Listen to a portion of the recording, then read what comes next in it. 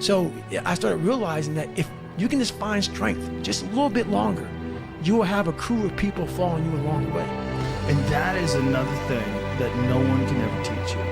Because you're going to have to learn that on your own. You're going to have to figure out how to pull that energy out of your mind on your own.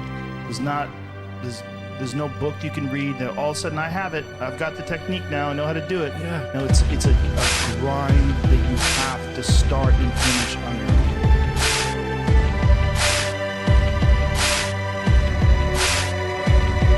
Let me tell you a story about an illiterate kid. Air guitar lessons at 3, living stateside at 6, pot of philosophy geek. Thought he was born with a gift, but over 20 years later thought I could no longer subsist. While destroyed by misfortune and locked down in his crib in the shadow of wealth, where the corrupt banks lived, a single flicker of hope was all that kept him awake, burning all through the night. Every second of every day the script changed underneath. The very few could see the story was telling himself. Friends just couldn't believe he was on another planet station they couldn't receive, and it never shut off. An eternal heartbeat, an undeniable call, an unquenchable flame, an unavoidable path. Deltoric quest for his age, he left the valley of lost frequency tuned to perceive, hacking into commits and finally bridging the breach. The code world in his mind, like first learning to read, like a lifetime of red suddenly turning to green. So he opened a branch and turned over a leaf, auto passing the test like a database seed. A book that never been authored, movie never been played, a journey no one else living would ever seek to replicate,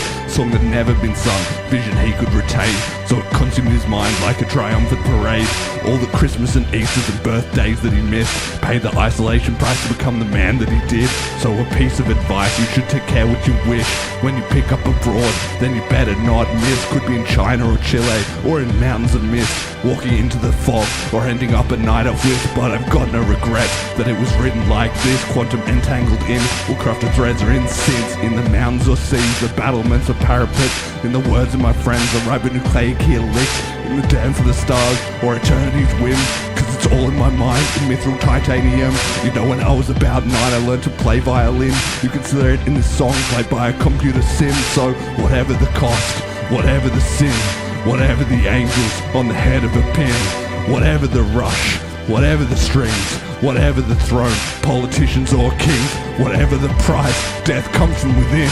So I'll burn it all down, but I'll never let them win.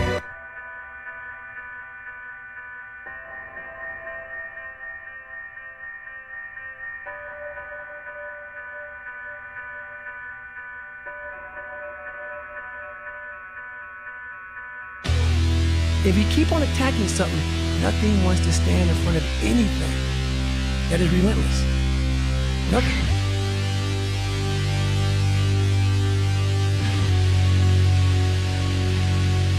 No management, no studio, no corporate sponsorships, no old money connections, and no Andreessen Horowitz, no mentor, no prior art, and no industry experience, no safety net, no backups, and no certifications, no rulebook, no limits, and no establishment. Just a single laptop and syndication of speech. They say that changing the world, that's maybe not realistic. Dying a day at a time in siren songs of indecision. The prophet Isaiah Sid Meier's civilization. The Manhattan bomb, knowledge versus imagination. You might There will be no real non-controlled currency in the world. We're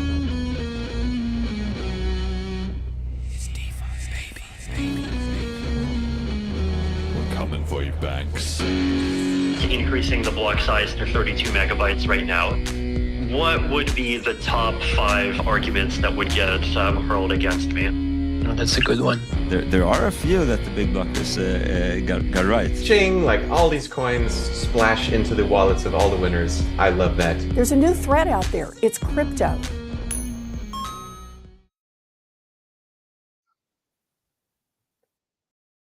Hello and welcome back to the Bitcoin Cash podcast. Following Bitcoin Cash on its rise to global reserve currency. This is episode number 113, Global Government and BCH Resistance, featuring Aaron Day. Today is Sunday, the 7th of April, 2024.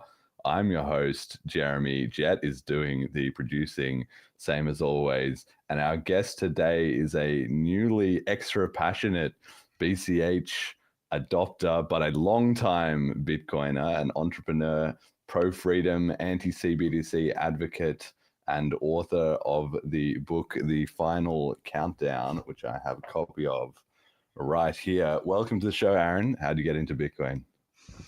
I got into Bitcoin in 2011, 2012 timeframe. I actually first heard about Bitcoin on Free Talk Live, which is actually where I understand Roger Ver heard about it as well. So I know Ian Freeman and Mark Edge and those guys. I live in New Hampshire as part of the Free State Project. So I moved here in 2009. I think I got my first Bitcoin in 2012, was one of the first 100 people or so to use a Bitcoin ATM, and actually used it. I mean, in New Hampshire, we have a whole community that has been accepting cryptocurrency. There are restaurants, shops, and everything going all the way back, a dozen years now. And then went through the experience that, a lot of us did in 2017, when all of a sudden it started to hit mainstream adoption and it stopped working because it didn't scale. And so I've been moving away from I've moved away from BTC since, and in 2019 I actually exited fiat altogether. So I've been living off of crypto, gold, and silver now for almost 5 years. Yeah, and in that process, I've actually been using BCH more than others. So I am not a maxi. I think if you see my page, I talk about a lot of different cryptos. Always proof of work, always decentralized, always, coins that have not done an ICO or anything like that. But in terms of actual practical use, Bitcoin Cash has always had the biggest ecosystem. Using, for instance, BitPay. BitPay actually was the most convenient. I hope they get the debit card feature thing resolved, but that was actually my primary. BitPay has been my primary go-to with BCH for quite a while. Yeah, so for people who don't know, we've mentioned it a bit about it on the show before, and I've definitely talked to a couple of other people who are from the Free State Project, right? But it's been a while since that's been kind of discussed and brought up on the show. So do you think you could, especially seeing as you've been there now for, it sounds like quite a long time from very early, can you give us a bit of a rundown for that for people who don't know what that's all about? Yeah, the Free State Project, the goal of the Free State Project is to get 20,000 people to move to the state of New Hampshire and to basically make New Hampshire the liberty beacon for the world.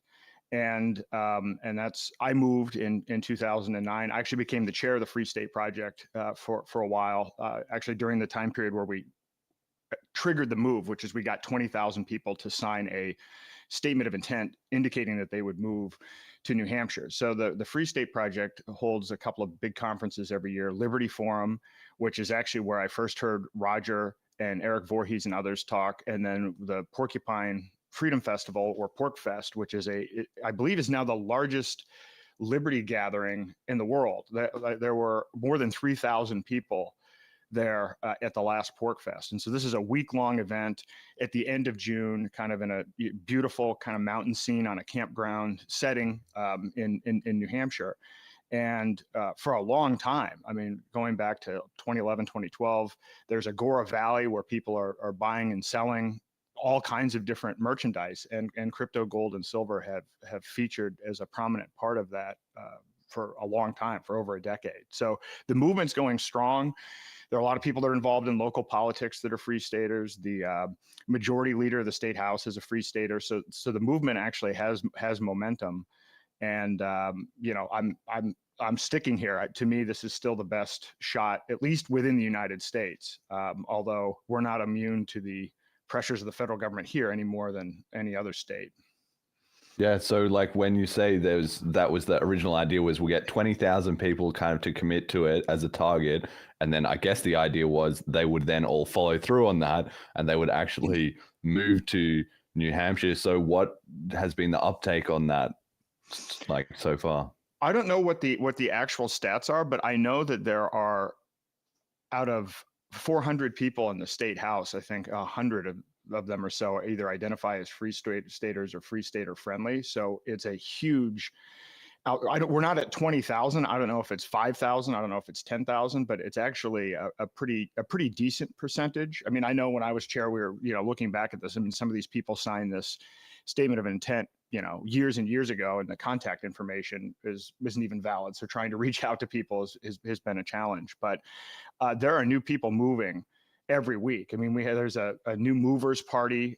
When people move to New Hampshire, people will help unload the moving trucks. There's a whole introductory process. And so I even though I don't know what the numbers are, it's still, and even though we've hit that 20,000 signer number, new people are moving all the time. And actually COVID, I think, provided a real ramp up for this. I've met a lot of people that ditched other states, a lot of people from California, a lot of people from all over the country during that time period. So I think the actual growth in movers is probably greater now than it was before we hit the trigger the move target. That's actually really interesting as to how you can probably get some sense for the zeitgeist. If you see a lot of people coming into the Free State Project, it probably is indicative that tyranny is ramping up elsewhere, right? And it's pushing people into this. Whereas if it slows down, it's like, actually that might be a good thing. It means we're winning elsewhere, so it's less necessary.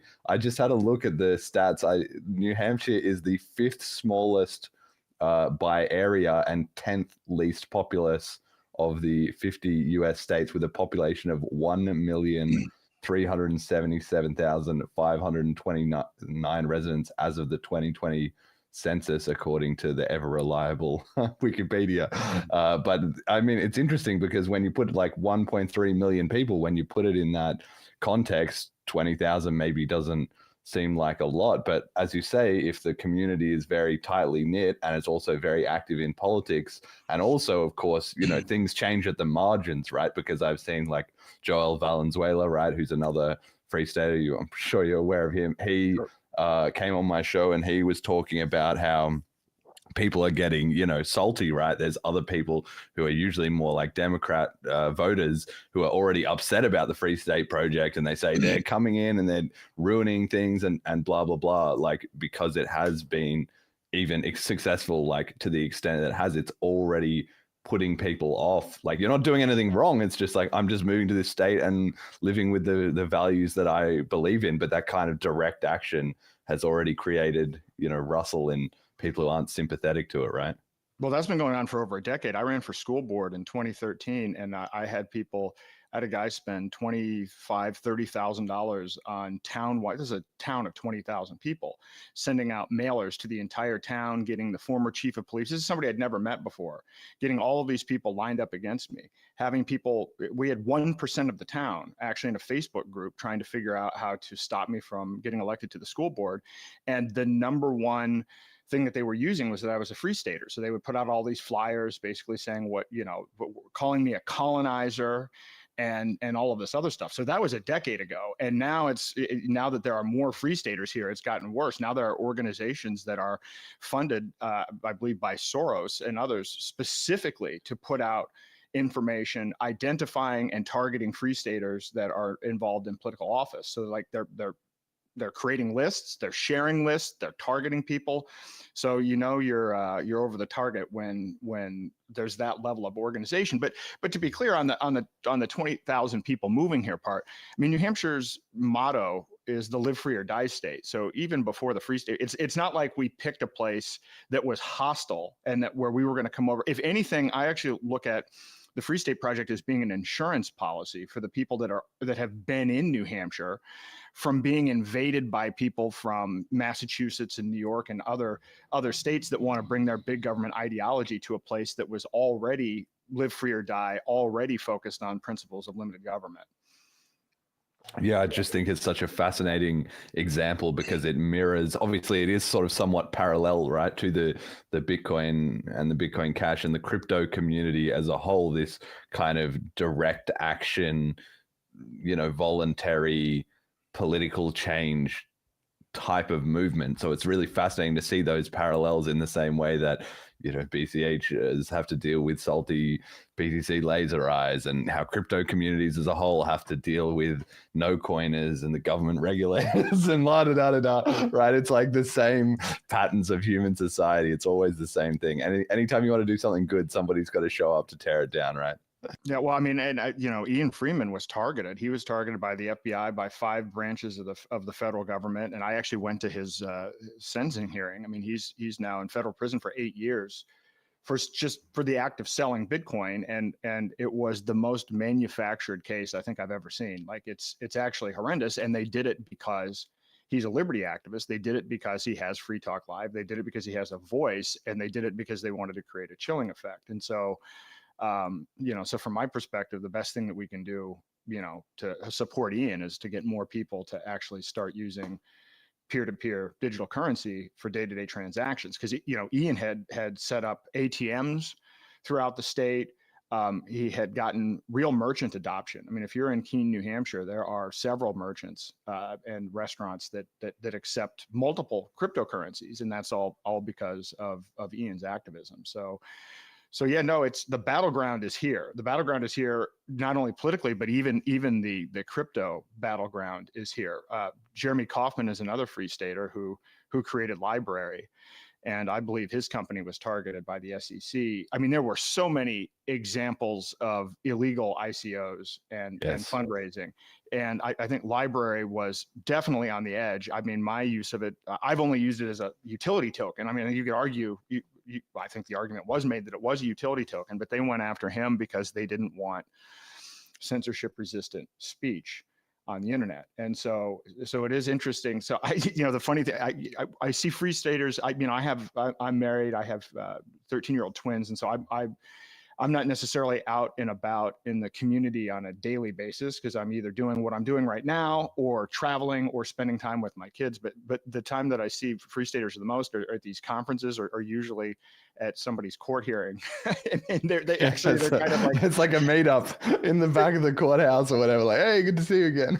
Like literally that's the case. It's like, oh, well, are we going to a state court hearing or are we going to a federal court hearing, which everybody knows the buildings, who's filming it this time. I mean, we've got a state rep that who spent, I believe, 10 years in federal prison for supporting the Brown family that didn't pay income tax or whatever. And now he's a state rep. And, he's facing charges because he filmed inside a federal courthouse. I think he did this a couple of times. And so it's you never know what's going to happen at each new court hearing, but nowhere else on earth are you going to have that. Like this is why it's a great place to be. And it really is the battleground for this stuff. Yeah, so tell me a little bit more about the crypto on the ground sort of adoption there. Again, like I'm most familiar with it. I know a couple of other free staters that are sort of BCH fans, and like Joel, he uses Bitcoin Cash, but he's big on Dash. So I always wondered if there was more of that adoption there, or is there a lot of BTC adoption going on? Do other people who are not interested in crypto, when they're at sort of restaurants and stuff, do they see that a lot and ask questions about it, or how does it kind of go down in person? I mean, crypto is kind of like the rest of libertarianism. Everybody has their own flavor of it. So like there is no, I wouldn't say there's a concentration of anything, but I will say that there are a lot of people that got into Bitcoin really early. And I know very, very few BTC maximalists that are in New Hampshire, even though a lot of us got involved in this at the very early stages of this. I think part of that is people have tried to use it. People, at least in New Hampshire, at least within the Free State Project, they were attracted to cryptocurrency because of separation of money and state, because what it meant in terms of the freedom aspects of it. And so that's what you're going to find is now you'll find the debates within that side of the argument as to, well, should it be Monero or should it be, you know what I mean? It's like you're more than likely to see people debate over whether it should be BCH or Monero or Dash, then you're going to see people full-fledged at this point as Bitcoin maximalists. And so these things go through different waves. I mean, Dash is popular, and Joel's done a great job of promoting that, as did Ian. But I mean, it's gone through its cycle as well. So there is no standard. But I think because people got used to using cryptocurrency as cash, you just can't do that with BTC. And you will see all over Twitter free staters that talk about Lightning Network from the perspective of, it's not like I picked a side because I wanted to pick a side. I keep on trying to use this and it doesn't work and it's embarrassing, or I introduce it to somebody else and it doesn't work. That's like, you know what I mean? People aren't picking sides just to pick sides. It's just the stuff doesn't do what it's supposed to do. There has been somewhat of a chilling effect, though, because of what happened to Ian. So I know people that operated Bitcoin ATMs that were not Ian that have decided to get out of the business now because of the regulatory aspect of this. Even local Bitcoins have shut down. So it's kind of a that's actually part of what prompted me to run for president and write this book, was actually to bring awareness to this specific issue. Because when I researched, well, hey, why are all my friends either going to jail or having their businesses destroyed?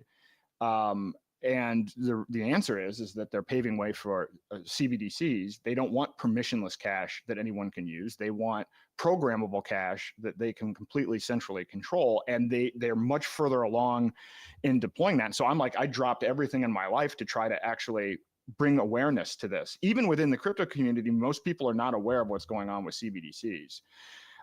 So even within the Free State community. So, I mean, I'll speak at PorcFest and other events, and people are still not quite aware of how far accelerated the dystopian side of this is. And that's the irony, right? I mean, in 2009, you know, we had the financial collapse in 2008, and everybody was starting to realize, hey, this central banking thing is a Ponzi, right? And so people are finally starting to focus attention on it. And I remember the first time that I used Bitcoin, I'm like, this is awesome. You know, somebody sent me money. There was no bank, there was no third party. It was, at that point in time, relatively instant, and the costs were negligible. And I'm like, wow, this is amazing. And since that time, the fiat has actually done development, right? We have Venmo, we have Zelle, we have Google Pay, we have Apple Pay. We're going to have X payments soon. There's FedNow, which is a real-time payment system amongst the banks. And in 2017, it's like we decided, well, we're just not going to innovate anymore, at least from the BTC side of it. We're going to when you are experiencing a huge demand for your service, who says, oh, well, we're going to make it so that it doesn't work and doesn't scale, and then we're going to try something experimental with some non-specific time period, but it'll work eventually on our own time period, when you're actually competing with other things in the world. And so those other things have actually warped and leapfrogged the BTC adoption, and now CBDCs as well. There's a US CBDC. People talk about BTC and 7 transactions per second. The Project Hamilton retail CBDC pilot can do 1.8 million transactions per second, right? So like, we're competing not just within crypto, we are competing with fiat, and we're competing with CBDC, and we're not doing well on the competition outside of the crypto space, right? There's all this just focus on, well, the market cap, the market is decided because BTC's market cap is high. Well, the market has actually decided they want to use fiat, and CBDCs are going to eat the lunch of crypto if we don't actually do something about this and recognize the urgency of the situation. Yeah. No, I'm very, very on board with all of that. And it's the whole rising of CBDCs is something that we've highlighted on the show, particularly in the 2023. We're really bringing that up as a big narrative. And so far, I would say it's been quiet in 2024 on the CBDC front, but it's undoubtedly still going on in the background. So we will dive into that in a second. But first, we always got to check in on the price.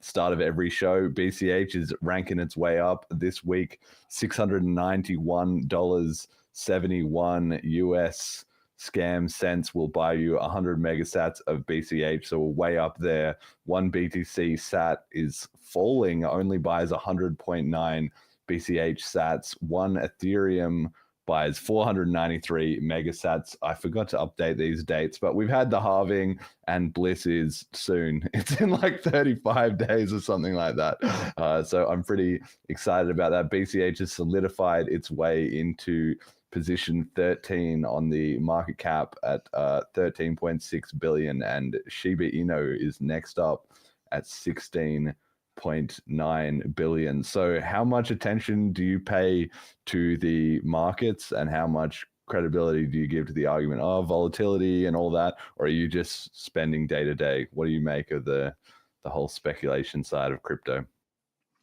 Well, I don't ever trade, and because I live off of crypto, it's interesting living off of crypto, because when I live off crypto, there's no stable coins involved. So one of the things that I've learned just as a separate like lifestyle thing is I got into prolonged fasting and intermittent fasting, probably in around 2019, and you know, we're really engineered to go through these periods of stress and then recovery, as opposed to everybody wants to try to smooth everything out, and where you have just like this constant same level of everything all the time. And we're not even wired for that. But when you're living off of crypto and it's not a stable coin, that actually also affects, like when the price is down, you're not, the point for me is, how do I keep my burn rate as low as possible in general? And then if I have to make capital purchases or whatever, I do that when the price rises. And so from that perspective, I very much pay attention to price, but I only actually invest in things that, and this isn't necessarily a good investing strategy, by the way, I'll say that up front. I only invest in things that I want to see happen in the world, as opposed to what I think is going to win.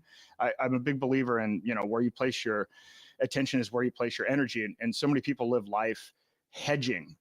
The people spend their life putting, half of their energy into something that they don't want to see in the world. And if everybody does that, this is how we end up with the systems that we have today. So I tend to go all in on something. So I certainly watch the price, but the thing that's important to me about price, and this is within the realm of the CBDC context, to me, to be able to compete with CBDCs, we need to have something that can scale and where there's actual purchasing power. So to me, it's important that the higher the price, the greater the security of the network, the more purchasing power, the more money there is to invest in the network. So in this particular sense, price is important, and I hope it continues to see the gains that it does, and at some point get to the top of the list, because we need it to, in order to have an alternative to CBDC. Yeah, absolutely agree on that. And I saw you made a post like, I dumped all my BSV into BCH, and then the price like started mooning soon after that. So you've been hyping it up a little bit on Twitter. I thought that was pretty funny.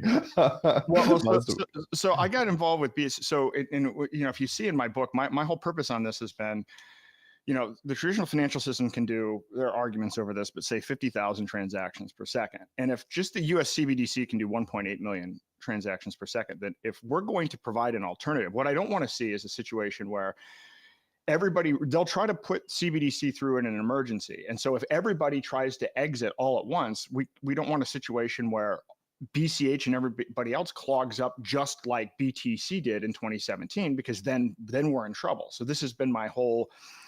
So I went down the BSV rabbit hole, and I've spent a lot of time. There are good people in the BSV space, and there's some good technology there, and I like the idea behind the big blocks, but you can't. I watched every day of the trial. I got up at 5:30 in the morning to watch this Craig Wright trial, and I was like, and I spoke to some people privately, because I didn't put it online, but I'm like, this guy, there's no way this guy's Satoshi. Like, I don't know if whatever you're waiting for the judge to say, if you just saw the evidence and looked through this, it's like, this is absurd. I was expecting there was going to be, 30 or 60 days before the ruling, but I literally dumped the second the judge actually made his statement, kind of his pre-warning of what his overall order was going to be. And that turned out to be good, because I think BSV was at 112 and Bitcoin Cash was below 400, but that just worked out lucky. But of course it took 2,500 minutes to actually sell BSV, which is a whole other aspect of this. And by the way, I think this is the micropayments aspect and some of the technology of this is great, but I don't know people will always say in BSV, well, we have Terranode, it does 1 million transactions per second. But what makes this successful is it's the entire network, it's the network effects, it's the ecosystem. No exchange is going to list this coin as long as these people are in charge of it. If you're going to have patent trolling and lawfare and a centralization of mining where the same guy that's running this whole circus has over 50% of the hash rate, it will never be successful. I don't care if it does 10 trillion transactions per second. Those bad actors will sink the ship. And I don't know what way there is to resolve it, because there really are good people in that community, and I don't know how to get more alignment around big blocks and the importance. The other thing is there's this fetish in BSV. I'm sitting here saying we need to stop CBDCs, and Craig Wright is out here saying all CBDCs are going to run on BSV, which, by the way, is a completely naive take. Like, the idea that central banks are looking for a permissionless blockchain it's observably false. I mean, there are 133 countries pursuing CBDCs and at various phases. None of them are looking at, they're all permissioned technologies where they can have complete control. So I actually think either he sold himself on this idea and he sold the community on the fact that everybody's going to have to use BSV. And I think that's completely false. And so it's been very frustrating, to be honest, even trying to have an open conversation within that community around this idea of CBDCs. So, yeah, it's certainly, crypto's a bit of a case study in anthropology, I think, in many ways, certainly with the way it splits down and divides, and different communities get onto different narratives, and then that kind of meets reality. And there's a large layer of, psychological coping in the middle. And in every crypto community, I don't care which one you talk to, they all have some layer between what's happening in reality and what they kind of envision or they think is going to work out. And it's just different from coin to coin. Maybe BSV worse than a lot of the others in many ways. But I'm sympathetic, like I've said, before on this show, that, yeah, of course, there are plenty of people in BSV who got on the wrong track, but they've got the right idea, in some respects or another. Also, some of them have completely the wrong idea, but I'm not definitely writing off anybody who at least identified big block Bitcoin as probably closer to the mark. Than otherwise. Okay, so speaking about that, we had the Bitcoin halvening, the BCH halvening, the fourth ever halvening on April the 3rd at block 840,000. So BCH is now mining only 3.125 fresh coins per block. This, of course, halved the just about effectively halved the reward for miners, and as a result, BCH hash rate fell enormously, leading to a significant backlog in quotation marks, but there was actually no disruption. So I've got it on the slide here. This is the mempool of BCH over that period right after the halving. So there was a ton more transactions in the mempool, but because everybody is just transacting on zero confirmation, I didn't actually see any complaining anywhere from anybody, like, oh, my transactions not getting confirmed, or I'm having problems with this service, or maybe it happened, but I didn't see anybody upset about that. I don't know. Did either of you anywhere? No, nothing. Oh. Yeah, it was because, like, sometimes you see people in Telegram say, like, oh, I've just sent to an exchange, how long is this going to take? It takes 6 blocks, blah blah blah. Like, somebody who's new to the community and hasn't really got onto all those P2P networks.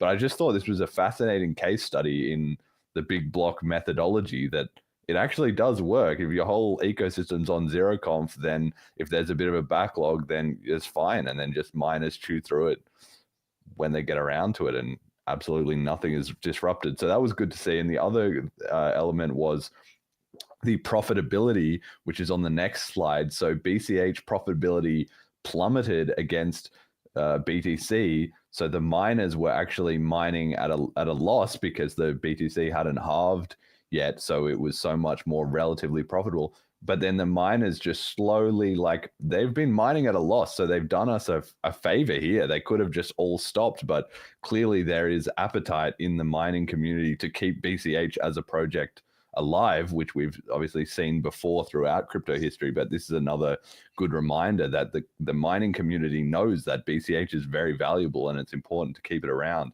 So they just slowly mined at a loss, you know, with a fraction of the hash power to mine it back into. So now profitability is equal, and the situation will reverse when BTC halves again. Then BCH will be massively more profitable, at least for a short amount of time. So I don't know. What do you make of this whole halving situation? Did you have a halving party, or are you excited that the inflation rate is dropping, or it was just business as usual? Any special comments on this? I mean, I didn't have a part. I was just on Twitter retweeting information, but I think that was about what it is, and then kind of leading up to it and trying to put out educational materials. So a lot of the people that I talk to, so I'm doing workshops across the country. I'm doing these 4-hour workshops based on my book, where I'm explaining the threat of CBDCs, and then at the end, I'm actually giving people a self-custody crypto wallet, giving them gold and silver. So my audience, but there's what's on Twitter, but the people that I'm actually reaching out to are people that have no idea what any of this is. I mean, I went to 20 states last year, and I would say in general, and particularly if you're dealing with boomers, which by the way are an underserved market, because in America, they control 43% of the wealth. And yet people have been like, oh, well, we write off boomers. This is new technology. It's like, well, so boomers are using Apple Pay. They're using Google Pay. They're using online banking. Like, this isn't actually a stretch. And in fact, because of what happened with COVID, a lot of people are now questioning central banking. So for me, a lot of this is trying to explain to people, like when you really take a step back, it's like trying to explain this to somebody brand new. Halving and all of this other stuff is interesting, and it's something I spent a lot of time trying to figure out how to simplify explaining this to somebody that doesn't know anything about it. So I'm one part right in the middle of it and kind of like cheering it on, and then the other part trying to figure out how do I describe to somebody that's on my feed that just read my book what the hell all of this is about. So yeah, interesting balance. It's a fascinating dynamic, because I have the same thing in many respects. Like, I often think of like my mom, she's having a dinner party. She has some of her friends around, right? And on a couple of occasions, it's been like, oh, here's my son, Jeremy, and he's into crypto and blah, blah, blah. And they say, oh, I've heard about that. It's really interesting, but it's not impacting their day-to-day life just yet. But usually I'm able to say, oh, do you want to try it out? And then they say, I don't know. And then you say, no, seriously, it'll only take 20 seconds. It's, not a big deal. Like, and blah, blah, blah. Just make it a bit more appealing, and then send them a little bit of crypto, and then explain it as currency. That's always what I try and emphasize on. Like, people understand currency. I really try and say, look, you probably hear all this stuff about investing and speculation. Forget about all that. You and I have just made a transaction right here. I've sent you $1. You've given me a physical dollar back. That also tends to really help people then see that they've made a trade and an exchange, and they like that. It wasn't like some charity or something. And then, from there, it's much easier for them to kind of go, okay, it's like a currency, and maybe it's not accepted everywhere where I shop just yet, but conceivably in 5 or 10 years, it will be, right? So I think that's the way I've found to most connect to that audience. Whereas then the opposite is true if you're talking to younger people. So recently we were just talking on this Twitter space, and this guy came in, shout out if he's listening to the show, and he was talking about how he was doing online streaming of Call of Duty, and he just stumbled onto this BCH community. He's 20 years old, and he was the exact opposite, because his mind is completely open to everything. So he was just like straight down the rabbit hole of like, what is this DeFi and what's going on with this coin and that coin and everything. He had all the curiosity built in, rather than sort of the skepticism and needing to see the foundational idea. Like, that was just, let's go, right? So you got to tailor the message depending on who you're talking to. Definitely, you've definitely got to tailor the message. But to me, it's mind blowing how many people have no idea that cryptocurrency was designed to be a currency. Like I would say with the audience that I talk to, 80% of them are not even aware of that use case, and that's almost criminal in a way. How distorted the message has gotten. I mean, the kinds of questions that I get are just not the kinds of questions that you would normally expect. People don't realize there are different versions of Bitcoin. I mean, I think a lot of people associate Sam Bankman-Fried with crypto more than even having heard of Satoshi Nakamoto. I mean, it's crazy trying to like cut through all of the different layers of this, but people are more receptive to it. When I first, launched this book and started talking about this, it was way out there, and now it's not mainstream, but there's substantially larger demand to hear about this than there was a year ago. So I'm grateful for that. I hope we have enough time to onboard enough people. Yeah, okay. So let's talk about that, right? So you've got the book and CBDCs is coming, and like I said, it's been mentioned on this show. Certainly, I would say, the show's been running now nearly 4 years, right? So, or 3 and a bit years. So 2021, we sort of brought it up, and then 2022, again, we were keeping an eye on it. But around the end of 2022, I remember we started predicting on this show CBDCs is really going to start to kick in. And then all of last year, it was like, it's coming. There was the Fed Now stuff that came out, Project Hamilton. We talked about that on the show, right? And then it's like 2024, it feels like it's going to be this year or next year, right? That it's really going to start to hit. So I think most of my audience are pretty familiar with this topic in general terms, but in your own words, what's the likely timeline and the basic breakdown of CBDCs? What can we expect to be seeing as this rolls out?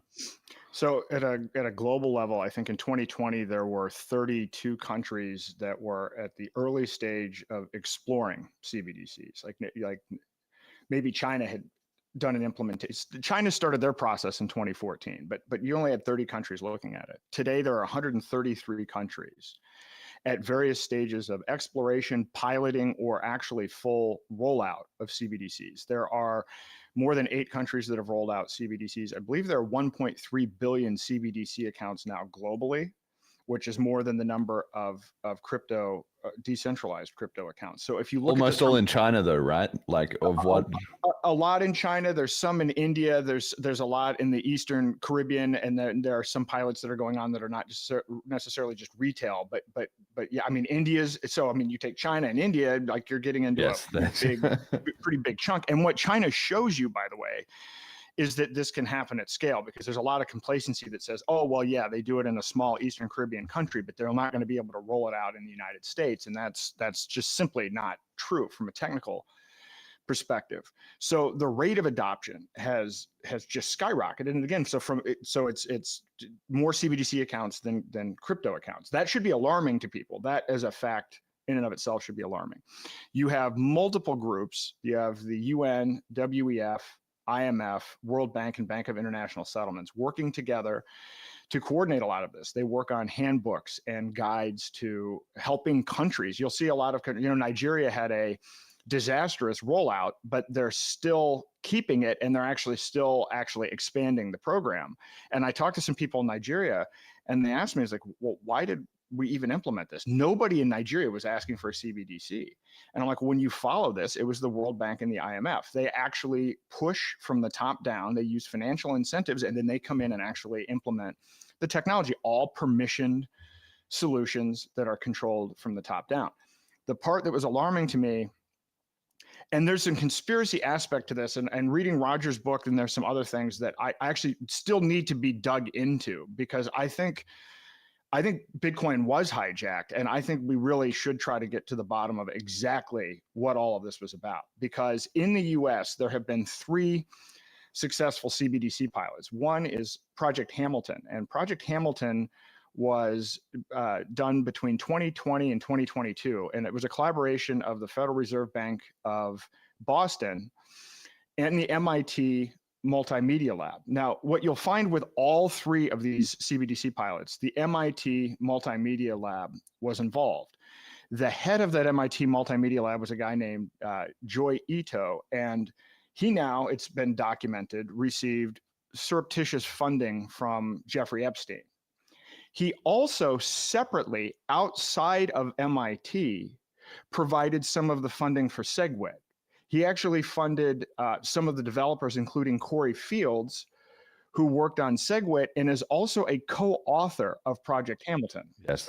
So for people to put this in perspective, depending upon what your viewpoint on this, my viewpoint of it is that Bitcoin was hijacked, and in this story intentionally shifted from peer-to-peer cash, digital cash, to digital gold. And interestingly, Jeffrey Epstein did one interview on this topic in 2017, and Epstein said he believes that Bitcoin is a store of value and it will not be a currency. So I find it odd, and we don't know the exact connections, but that Epstein in 2017 is out talking about the digital gold case, and then also funding Joy Ito, both through the MIT Multimedia Lab and privately, who then went on to work on all 3 US CBDC pilots and fund SegWit. I mean, those are facts. Whether do we have the smoking gun? We don't, but boy, we should be looking at this, in my opinion. So this Project Hamilton could do 1.7 million transactions per second is what came out of the pilot. And at the end of the pilot, they said, well, the technology works. There were a couple of things that the kinks to work out, but we really need to focus on the legality and how to market this to people. I've spoken to devs who have worked on a couple of these different US CBDC projects, and they've actually said that Project Hamilton worked out whatever remaining technical bugs there are, and it's now closer to 1.9 million transactions per second. But what people should be the most worried about when you look at these 3 CBDC projects is this thing called regulated liability network. And, that is a really boring name, and the white paper is incredibly boring. I mean, it was actually hard to stay awake, but it's like one of these things where they give it the boring name because of what the treachery is that's behind it. Like when you read this thing and you dig into it, it's like, okay, what are they trying to do? Who's involved in this? Well, it's the Federal Reserve Bank of New York, several large New York banks, the Bank of International Settlements, MIT, and the whole idea of regulated liability network is to create a ledger, an Uber ledger for everything. And their vision of the future is all CBDCs and all digital assets, not non-CBDC, are tracked on one common system, centralized system that multiple third parties can monitor, track, and regulate. So, I mean, the idea here is, let's imagine a future where there's no cash. You go to the store, you buy a new computer at the Apple store, your computer's given a digital ID. That digital ID is associated with your CBDC. If the government decides they don't like your speech or your social credit score drops, they can not only shut off access to your money, they can shut off access to your assets and your ability to even trade your assets. That's literally what they're building. So I will see people. I've been a huge fan of tokenization. I've actually been involved with Ravencoin since the beginning of that. I like the idea of being able to tokenize and trade anything of any size anywhere in the world, peer-to-peer, without third parties, right? Great idea. Like it could revolutionize stocks. It could revolutionize, we see the use case of NFTs, but you can literally digitize and trade anything on a peer-to-peer basis. Regulated liability network is the dystopian case of that. So if the idea behind the Bitcoin white paper was to have peer-to-peer cash with no third parties in the middle, and CBDC is the opposite of that, it's a digital version that's completely controlled. The ability to have peer-to-peer tokens is the decentralized freedom-based case, and regulated liability network is the dystopian case. But that's what they're building. And they are full steam ahead on this. So we saw last week that Argentina is now saying that you have to register your digital assets. One of the same developers, by the way, that I spoke with that works on these US CBDCs is taking a new job. And so, before taking that job and signing the NDA, he said, look out for enhanced enforcement of anti-money laundering laws in the United States, and look towards you having to register your digital assets in the United States. So this is kind of what's going on in the United States right now. Project Cedar is a retail CBDC project with the Federal Reserve of New York and BIS and some others as well. So those are the 3 pilots. Now, what's worrying about this is President Biden signed Executive Order 14067 on March the 9th, 2022, which basically authorized the United States government to explore a CBDC while at the same time taking a whole of government approach to cracking down on digital assets. And we are feeling this. I mean, if you are in crypto, so this is why for me, I've been living off of crypto since 2019. My friend Ian's in jail. All of these people Caitlin Long's, her bank thing is getting rejected by the feds.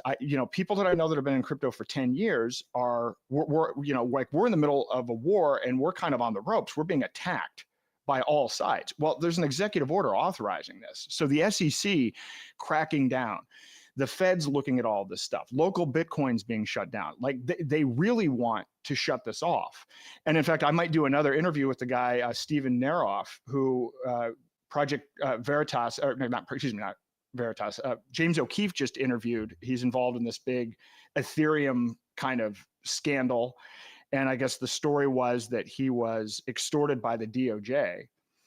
They claimed that he was involved in extortion and threatened to throw him in jail for extortion, which seems to be a bogus claim. And what they wanted in exchange for that was for him to give up dirt on pro-liberty people, OGs in the crypto space, particularly, and it's already been named, people like Naomi Brockwell. I believe Roger was on this list. I believe the DOJ literally went after him and tried to basically use him to get dirt on people that have been pushing the pro-liberty case of crypto.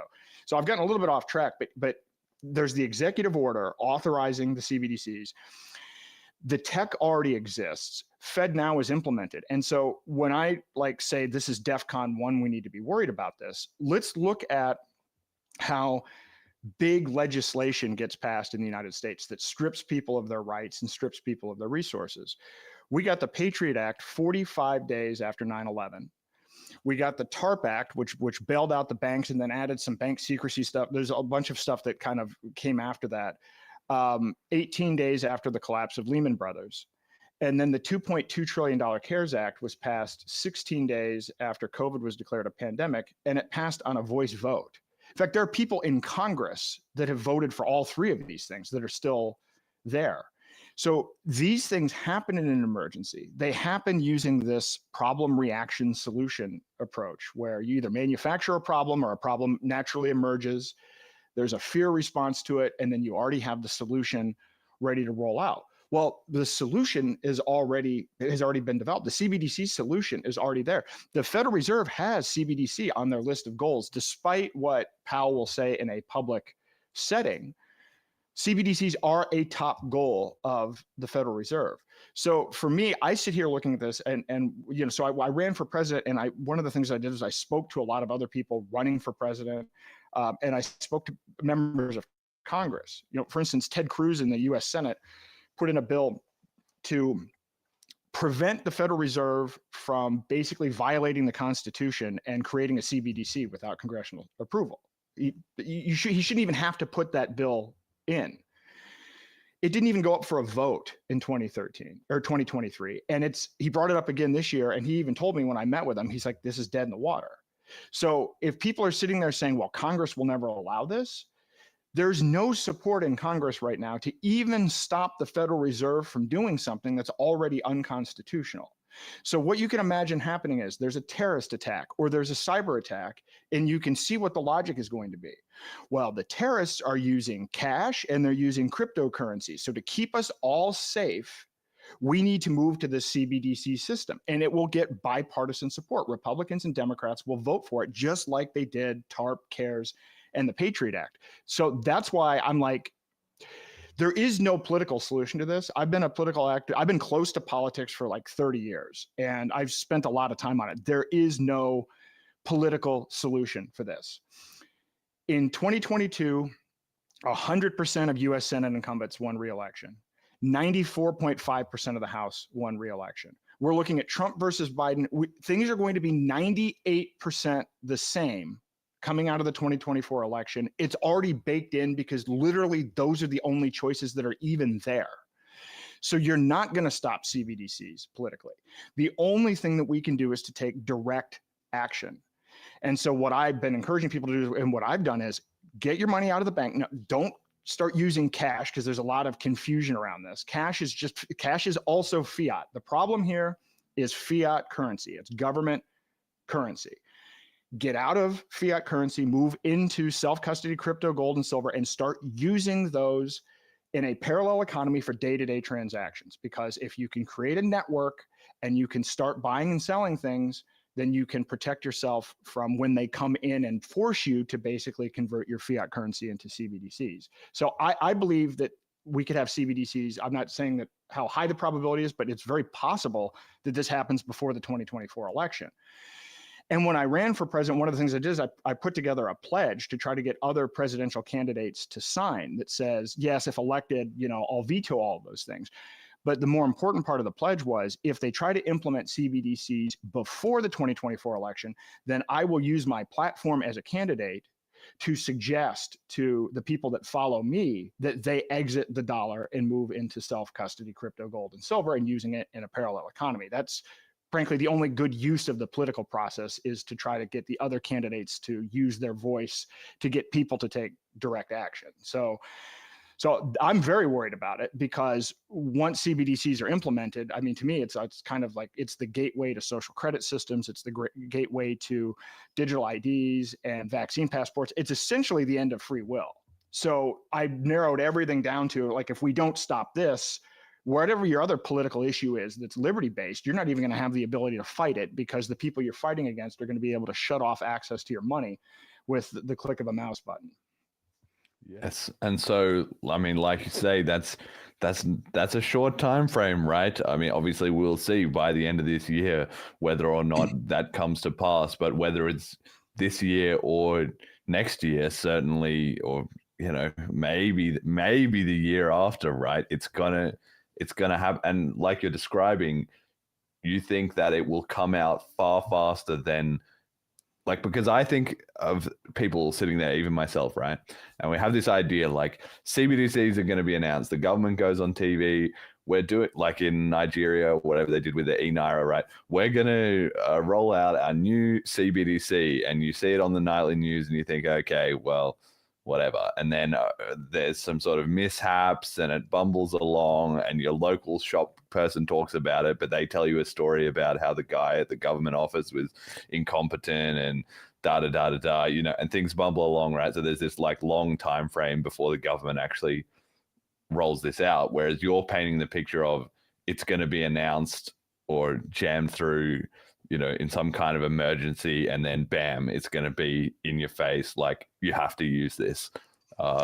Yeah. And the reason that I say that, because people are thinking, oh, they'll announce it and then they still have to build it. What people aren't realizing is they've already built it. They actually did. No one is talking about Project Hamilton from 2020 to 2022. Nobody's talking about the fact that Gavin Andresen was involved in that project for a little while as well, and he left, and I'd love to get more information on that. But they built the technology, they piloted the technology, they've been refining the technology. That's the part that people don't know. And then they rolled out FedNow. FedNow is not a CBDC, but FedNow is an infrastructure on top of which you can roll out a CBDC. By the way, that came faster than people could possibly imagine. By the time I started reporting on this and educating people on this, they actually hit their July of last year date for rolling out FedNow. People are already accustomed in the United States to using electronic payment systems. People are already, like, unlike Nigeria, but think about it. In Nigeria, they rolled it out, and people were not already using electronic payment systems. There was a much higher use of physical cash in Nigeria than in the United States. But look at what they've been doing with physical cash. Sweden no longer has physical cash. You're in Australia, aren't they moving to ban cash in Australia? I'm in the UK at the moment, but they did, they certainly, when I was back in Australia in recently, things are, fairly cashless in a lot of parts of it. And there was recently some stuff with people trying to like save cash and withdraw cash from the ATMs and stuff like that. But like you've described, I think a lot of the people who are involved in that haven't really come to appreciate the full scale of what they're dealing with, because in their mind, like, that's the system, we need to preserve the system and sort of stop it getting eroded away. But it's kind of like picking up pennies in front of a steamroller, right? Like, they don't really realize that the next thing is going to be this digital rollout, that even if some people are like, we like cash or whatever, they're not going to riot on the streets about it.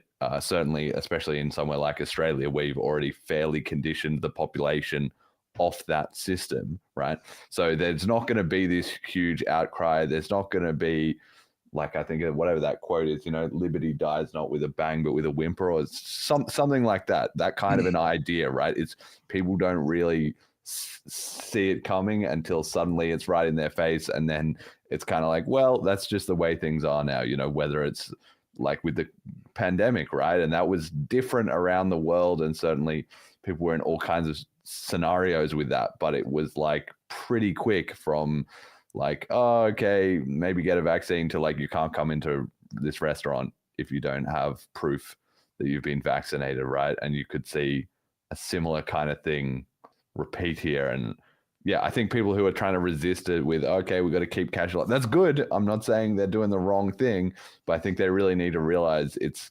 CBDCs or crypto. There is no timeline where cash emerges and spreads back to the whole population and everybody gives up their electronic bank cards. That's not happening.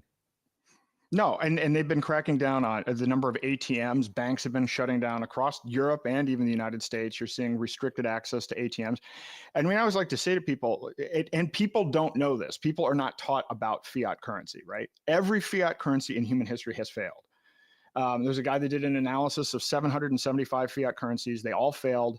The average one only lasts 27 years. And there's a list of like 7 main reasons that I put in the book why these things fail. And if you economic mismanagement, overspending, technology, and if you look at what all of those are, then the dollar is flashing bright red on every indicator of a fiat currency that is collapsing. But most people, because the dollar has been the global reserve currency their entire life, it's not even in the realm of possibility that the dollar could go away. So that's one chunk that you've got to educate people on. But the reason I'm expressing this urgency is part of it is, so like living off of crypto, look at just what happened with FedNow. So with FedNow, this is an interesting case. There were 4 banks that collapsed: Silicon Valley Bank, Signature Bank, Silvergate Bank, and First Republic Bank. 2 of those banks, Silvergate and Signature, actually had offerings that were competitive to FedNow. So they actually had an easy way to onboard, kind of handle the fiat crypto situation that was a threat to FedNow. You could make the case that the runs on those banks were engineered in part by the Federal Reserve and others specifically to eliminate competition. And so it's even more when you look at it. I think it was Signature. When they shut down these banks and basically sold them off, one of the things that they put in the terms and conditions for Signature is whoever acquires this bank can't get into the crypto space for at least 5 years. So Bank of New York, Mellon, actually bought Signature Bank, but under the terms and conditions that they can't even get into crypto. So what I'm saying is, I'm looking at Ian in jail. I'm looking at local Bitcoins being shut down. I'm looking at, you see people constantly getting limits put on them in terms of the inability to use their bank account to buy crypto and those amounts. Like, we actually don't have a lot of time to get people out of fiat and into crypto. I hope I'm wrong about if it does happen before this election, then no matter how much I say about this, we're probably in trouble. But we know that they're closing off the on and off ramps anyway. We know that it is harder to actually use crypto today than it was 4 years ago. Even from my perspective, I have to do like weird stuff now. It's never been easy. It should be easy to use crypto, but it's not easy. I mean, a gift card, you gotta there are so many different pieces, and those things go down. BitPay offered a debit card. The banking relationship that they had fell apart. They haven't renewed it yet, right? So we know that their intent is a CBDC. We know that they're using the whole of government to clamp down. So this is why I'm saying I don't know how to express urgency any more than it isn't going to be any easier 30 or 60 days from now for us to get people out of fiat into crypto. Whether they flip the switch this year or next year, it's only going to get harder. The longer we wait, the more difficult it becomes for us. And I don't see how CBDCs coexist with decentralized cryptocurrency. So, and I think there's even more of a movement here at the end where it's a one world government situation with one even if you call it a CBDC, one digital currency and one social credit system. And this is when you look at the UN Agenda 2030 and the 17 Sustainable Development Goals. I've actually looked at that is kind of the basis of what a social credit system would look like. And with those sustainable development goals, they want to regulate every aspect of our lives, where we live, where we work, healthcare, education, food. They want to regulate the air, the sea, and the land. Literally, their view is that only scientists and engineers are smart enough to solve these scarcity-based problems for humanity. And so we've got to give them the power to do it. And the way to do it is through these digital tracking systems. And actually, it's when you study the history of this, the actual digital currency is going to be essentially based on energy credits. This idea goes back to the 1930s. So in other words, they want to control all energy production and consumption and use that as the basis for what you can buy and sell based on how they define your carbon output. So we're literally competing against that level of centralization, and that level of centralization does not coexist alongside peer-to-peer digital cash or people engaging in voluntary trade. They view us as being just a resource drain on the planet. And it's up to these heroic scientists and engineers from the top down to save us from ourselves. So I think that's what's at stake. Yes, I mean you have those, just to try and make it a bit more approachable. You know, you have people online posting these memes about like you will own nothing and you'll be happy from the World Economic Forum, and you'll eat the bugs, and like all this kind of stuff, which is trying to just distill down this idea that there is certainly some kind of momentum towards people not having as much control over their own life. Like, I mean, I don't know. For me, when I like booking a plane flight, you know, and they have that box on there now, which is like tick this to like offset your carbon credits, I sort of see like that's something that people can see today that maybe wasn't there 10 years ago, and sort of see, okay, what if this just ratcheted up a step? What if it was like, you have to pay for the credits or you don't fly on the plane? And then what if it was like, well, you've already taken 3 flights this year, so your credit allocation is too much, right? We're certainly not that far off from that just being the new system, right? We're not far off. And when you study, so in writing the book, I started studying the history of this, and the term technocracy was coined in 1919. And there was actually an organization formed called Technocracy Inc. in 1931. And you can even see their documents online still. The whole idea behind this technocracy thing is not only to have scientists and engineers control things, but to flip the economy from being a price-based system to literally being based on energy credits. This is an idea that goes back to 1931, and they've got I don't know how they would have possibly technically administered something like that in 1930. The fact that they were even trying to think about that level of authoritarianism is mind-boggling, but you could do it now, right? This is why one of the big pushes has been ESG, and it hasn't been successful, but that was the first movement. Like, this was like trillions of dollars of investment. This was a big push on ESG and already getting this carbon system in place. And so we know what they're trying. None of what I'm saying is a conspiracy theory. And in fact, in my book, all of this, the source material for this are these organizations themselves and these people in their own words. So there's no conspiracy about what they're trying to do. Whether they're successful or not is up to us. But actually what they're doing is the default unless we do something else. And having been involved in politics for 30 years, my stepmother started out in the Republican Party at the low level as a Broward County, Florida Republican, and ended up the co-chair of the Republican National Committee, ended up being Trump's ambassador to Costa Rica. And so I've seen this political process from the inside out. We are not going to fix this political process. We're not going to solve the problems that we're talking about here. And I've tried. I've run PACs, I've run for office and everything else. And I there's you look at it and it's like, no, this is up to us taking direct action. So it's challenging because I'm trying to express urgency, and it's like, so one part of it is gonna be, well, this sounds like a conspiracy theory. It's not, but are you gonna sit down and listen to me talk about it? And are you gonna read the book and look? And then it's also getting people to take that first step, which is why I'm doing these workshops. So because there are a lot of people that I'll give like an hour-long talk and they walk away, it's like, oh my God, this is horrible, which is not entirely a fun thing. Like, going around and scaring people is actually not fun or even something that I want to do. I'd rather empower people. So now this is why I've added this component of making sure that they actually have a wallet and gold and silver so that they can begin their journey. Because for a lot of people, it's scary to take that first step. That's one of the things that Roger did that early on, which is why he got the Bitcoin Jesus name Free State Project events. He gave everybody at PorcFest Bitcoin. Like, I don't even know when that was, 2012. There is nothing better. It's like you said, the best way to explain this to people is to give them some and let them use it. But we've got to do this on like an industrial scale right now, based on the time frame that I think that we're looking at. And I think in general, most people are complacent about it, or they're unaware of the problem, or like the fighting is at a different level. Like, this is why the thing with BTC is frustrating to me. It's like this idea that people think BTC is won or that the market has spoken, and it hasn't. People are using fiat. People are using Venmo. And CBDCs are ramping up faster than crypto. So none of us are winning, and freedom's not winning.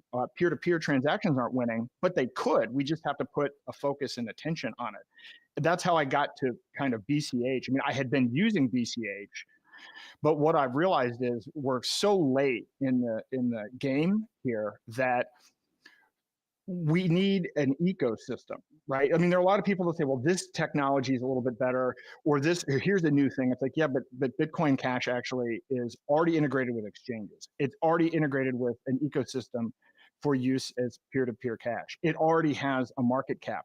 The network effects are already, you can't replace the network effects. We're in the bottom of the 9th inning in this battle of centralized tyranny versus freedom. We need to go with the best shot that we have. And at this point, I actually think that that's BCH. So I'm trying to put as much energy as I can around that and onboarding people to BCH as possible.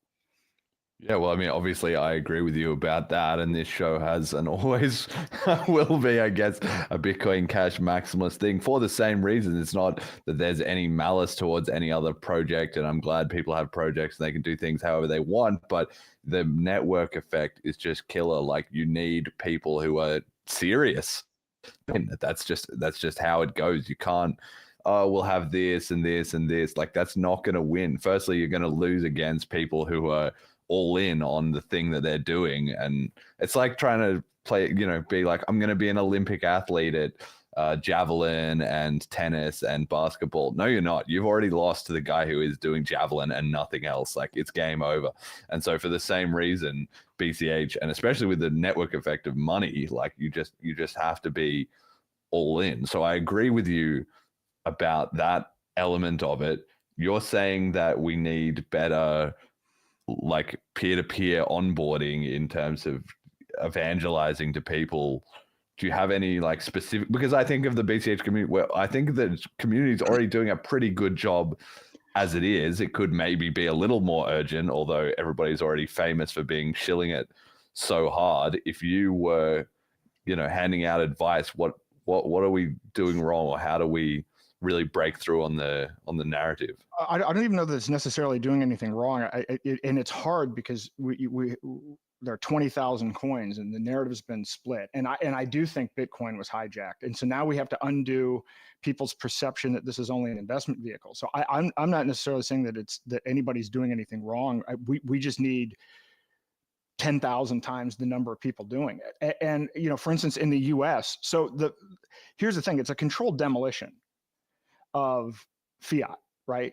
They're intentionally destroying it. We've gone from being based on the gold standard to then having 10% reserve requirements for banks and a fractional reserve system, to then under COVID getting rid of the fractional reserve requirement. So banks are no longer required to have any customer deposits. And so when you go to take your money out of the bank, what are you relying on? Well, you're relying on commercial loans, residential loans, student loans, auto loans, credit card debt to be paid off.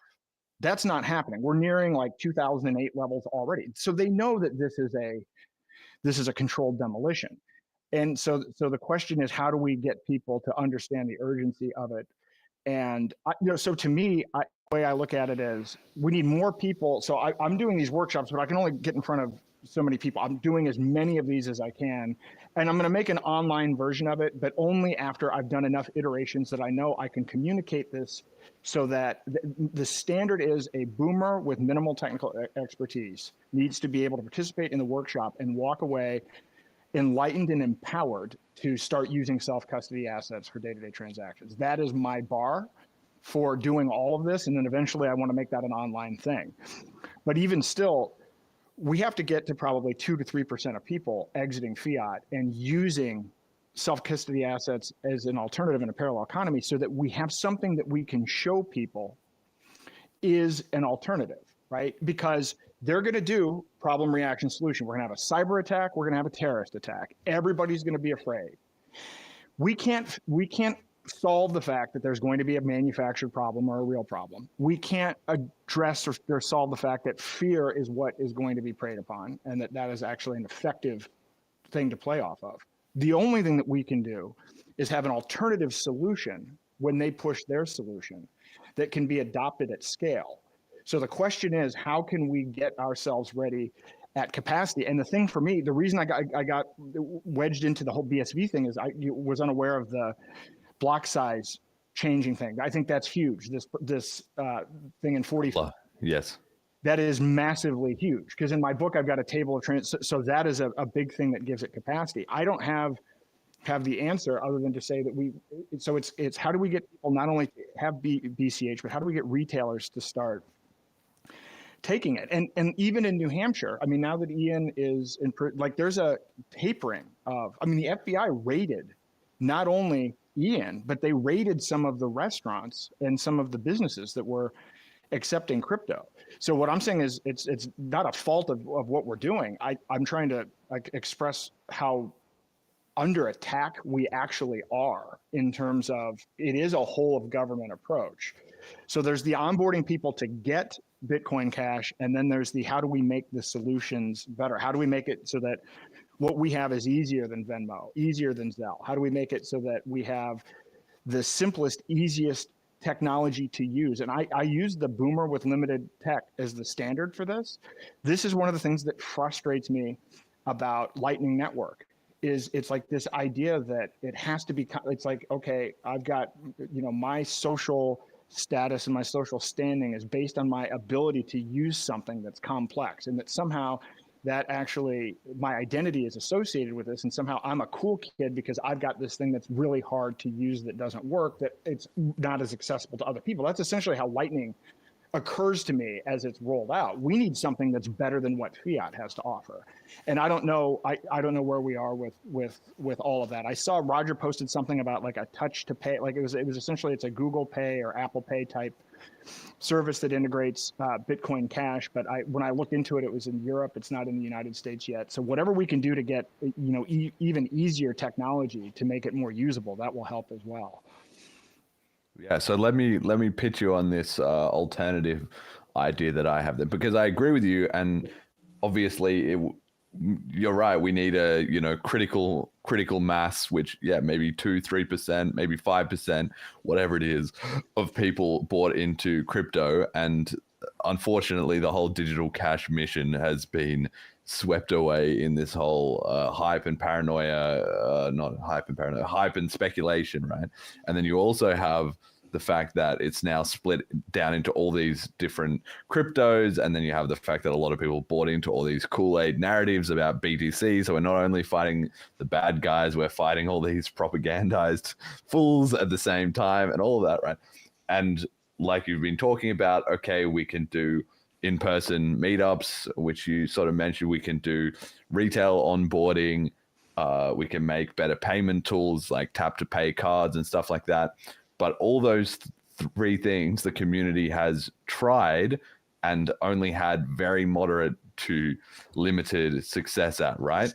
So here's my pitch for instead, like we said, we've got, a limited time frame and we got to make a critical impact. To me, that's kind of like, that's like bows and arrows. That's like going out shooting the deer one by one. We need like a nuclear bomb, right? So for my pitch that's why, well, I'm creating the show, obviously, but if we can create a speculative mania in BCH, which is not something that it's ever really had before, although we've been seeing in the last few weeks as the price has been ramping up, people will be getting excited. Suddenly it's getting traction and eyeballs, right?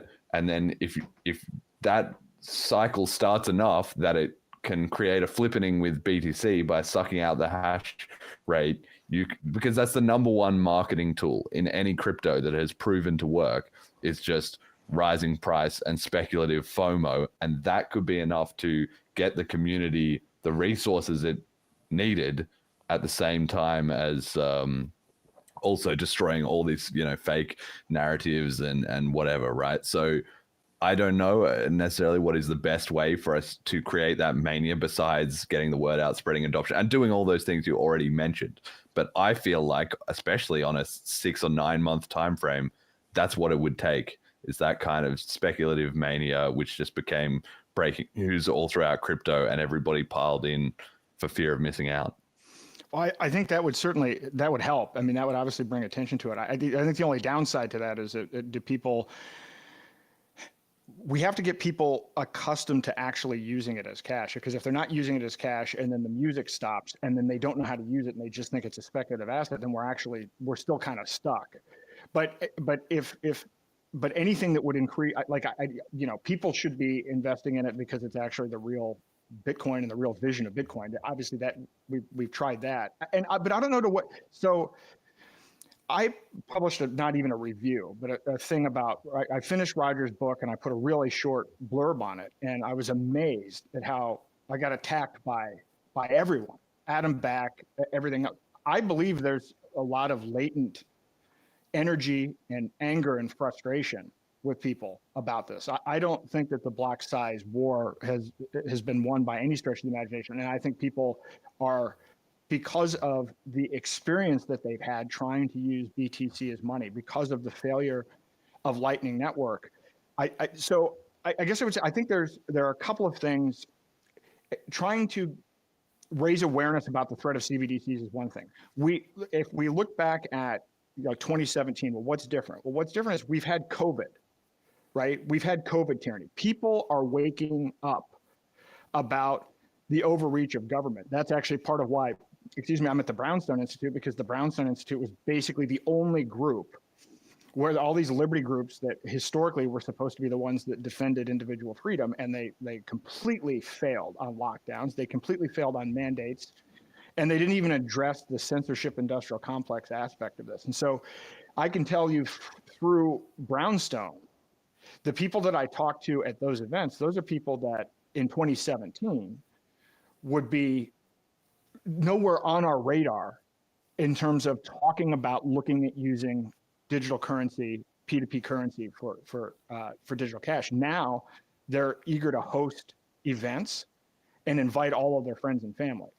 So we have there's a different thing going on kind of in terms of the zeitgeist and where people are. Now, those are still just early adopters. That's not mainstream yet, but that is a whole addressable market that is untouched within crypto, right? Like it's crypto Twitter is completely different from the group of people that I'm talking to, but those people actually are awake about government overreach, and they're awake about now the Federal Reserve and inflation. We didn't have the inflation narrative either in 2017, right?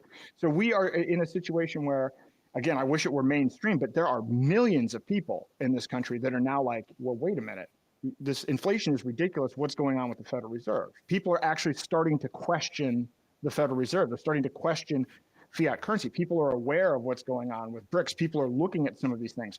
So I wouldn't look at necessarily where things were 7 years ago as being the same as they are today. I think the world is a completely different place. How we get that message elevated and how we get that message out to people is a challenge, but I do think that it's possible. And I'm hoping that, again, these workshops and everything else are one part of it. I hope Roger, I don't know if Roger's getting back involved. Like, I don't know fully. I mean, I read the book. I hope he's re-engaging. That's actually going to be huge, but we need like thousands of people to be like, this isn't a nice to have. This isn't, look at how cool it is to have peer-to-peer cash.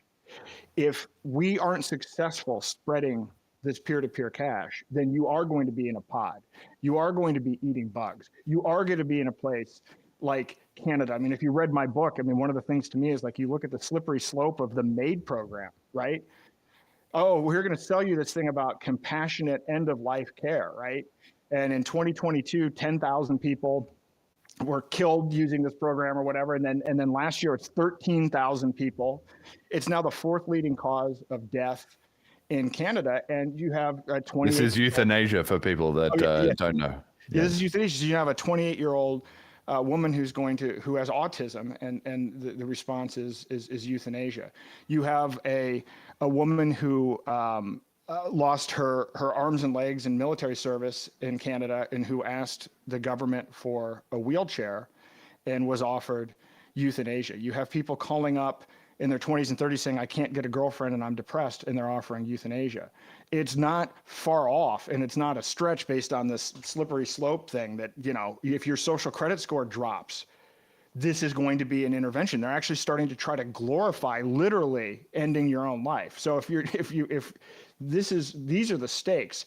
So to me, and again, I'm going to play around with this, but I think if more people in the community could start focusing on what complete digital tyranny looks like if we don't have a peer-to-peer alternative in terms of these things like social credit scores and MAID and all of the things that they can do with programmable CBDCs. I think if we shift that to being the narrative instead of the narrative being store of value versus medium of exchange and all of the internal stuff, like to me, I don't look at BTC as the competitor. BTC's already failed as peer-to-peer cash. Now it's just a nuisance. Like it's like exposing the hijacking of it is important, but it's certainly not in any way competitive as far as being peer-to-peer cash. And I think you liked it or whatever, or commented on it. I just did a table of how many users are using Venmo, PayPal, Zelle, and everything else versus BTC. Whether that stat that they have is accurate or not, it may not. It's probably even exaggerated. But the point is, Bitcoin has lost. In 2009, those alternatives didn't exist. They had 0% market share. I should turn that into a graph. Like BTC has completely failed. Yes. Has completely failed, and we need to be worried about that. There's another really interesting aspect in the United States, and there are a lot more people that hold this view than I thought. They actually view CBDCs as being the mark of the beast. They view this as an end times situation. Like there are millions and millions and millions of people who think that. And so that is not an audience that we had in 2017. So I think the landscape is different. So when I think of what do we need? Well, we need people with enough money to exit fiat, to actually have an impact on the fiat system. And so, Bitcoin Cash is for everyone, but I think like boomers with high net worth that are looking at COVID tyranny, looking at some of these other components, these are people that have never, I can tell you from doing these meetings, they're not familiar with anything of what we're talking about. It's a complete open area for us. It's hard to reach these people. And a lot of it actually has to be in person. I mean, as much as I'd like to say, I'll just do an online course, nothing beats meeting with somebody in person, talking to somebody in person, shaking their hand, listening to them, answering their questions, and having a conversation. That's not scalable, but we need 10,000 Bitcoin Jesuses, not one. Like that, honestly, that's probably the way that we're going to have the most adoption. And the way I'm looking at it is I'm getting early adopters now. These are people that have never been in crypto before, so that when that time comes, when that emergency is there, we're kind of building an army of people that can go out and explain and onboard people. Again, this is just one thing that I've come up with. And again, I'm probably more extreme on this, but I think if you read the book and you look at this, people really should be worried about this. This is DEFCON 1. This is about free will versus determinism. This is about centralization versus decentralization. This is not about alt season and whose coin is going to pump and number go up. Because after this cycle, there is no cycle. They will. There's no other cycle. Yeah. Yeah. So. Yes. Anyway, that's my little rant. Well, no. I obviously, I'm aligned with you in terms of the problem, the mission, how we're going to go at it. But my engineering mind is always thinking pragmatically. How do we actually implement this? Right. That's why. When you say, we need 10,000 Bitcoin Jesus, We do, but how are we gonna create that? That's a lot easier said than done, you know. So you got you, me, Roger Veer, you know, we got the rest of the Bitcoin Cash community, and it's already mostly at its max, right? Everybody's already doing pretty much as they can. The obsessed, you know, few, such as myself and yourself, right? Where do we find that extra horsepower and outreach, or what change in strategy? Like you talk about these meetups, like you say, that's not necessarily scalable. If we can't just clone you 10,000 times, what do we spend 6 months figuring out a program to, like you're saying, to onboard people, and then try and onboard 5,000 people to that, and then have 6 months for them to go out and do it?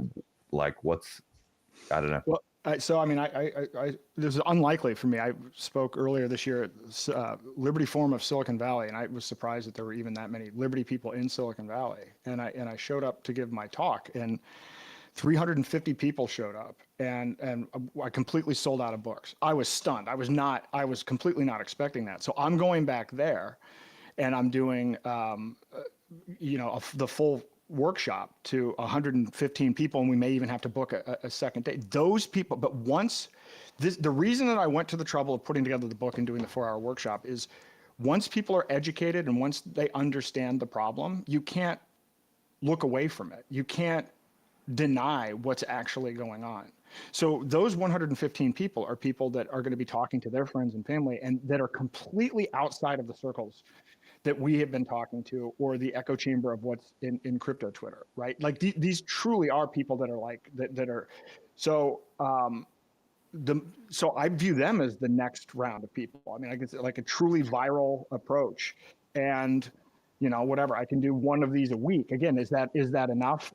No, more people need to do this. And eventually I'm going to make an online version of it, because I view this as, all of a sudden something happens, and I worry it happens like tomorrow. Like when I see the crap that's going on in the news, whether it's an Israel thing or a Russia-Ukraine thing or a China-Taiwan or a cyber thing, I'm like, is this going to be it? What is it going to take for them to kind of push this over? And to me, I'm kind of on eggshells here, because it could be at any moment in time.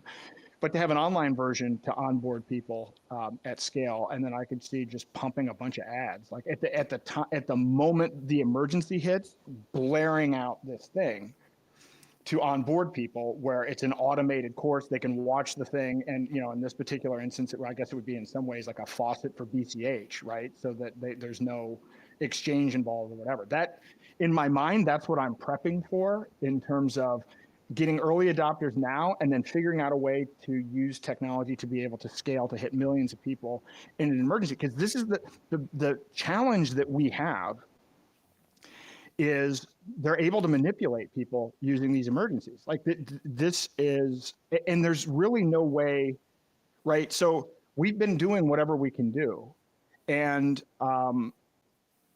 people aren't going to pay attention until it's an emergency. There's really no way. It's kind of like in tech. You have innovators, then you have early adopters, then you have early majority and late majority. There's kind of like that whole like process of how you get something out there. Well, the problem that we have is our competitors have the force of the state. Our competitors have monopoly control over money. Our competitors can engineer tragedies, terrorism, biological weapons attacks, and then can control and censor the media to put out their message, to push what they're trying to put forward. That's what we're competing against, right? The odds are not in our favor on this. So I'm, you know, and I'm speaking out loud, and I'm always, you know, again, we need as many people doing this as possible. But as far as I can tell, the best thing that we can do is cultivate early adopters now, and then position ourselves to be able to scale to offer an alternative solution when the time comes. That's and even with that, what I'm saying is these odds are long. I wish people, again, read the book or whatever, but watch this stuff. You know, the You Will Own Nothing and Be Happy.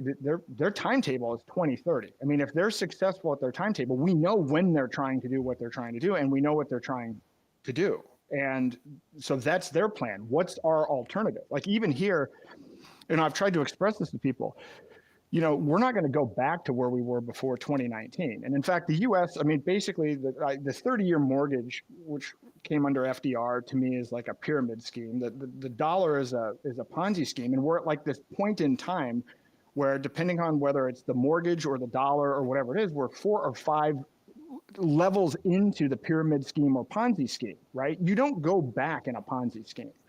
It's not like, oh, well, things are bad, things are blowing up. Let's just go back 2 levels and restore point to level 3 in the Ponzi scheme, and then everything's going to be normal. There is no going back to that.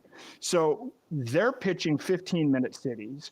They're pitching, I mean, which this stuff is dystopian to me, but it isn't necessarily dystopian to everybody else. There are people looking at this stuff saying, oh, this looks great, a 15-minute city, we're gonna fix the environment, and we're gonna, these 17 states, we're gonna eliminate poverty, we're gonna have clean water, we're gonna, all of this double speak that they put out there, they're putting out a positive vision. Like, the best that we have is, we're uncovering one day after the next how everything that we've learned has been a lie, and that all of these systems that we're dealing with are corrupt. And the best that we have is like hopeful thinking that we're going to go back 2 rungs in a Ponzi scheme.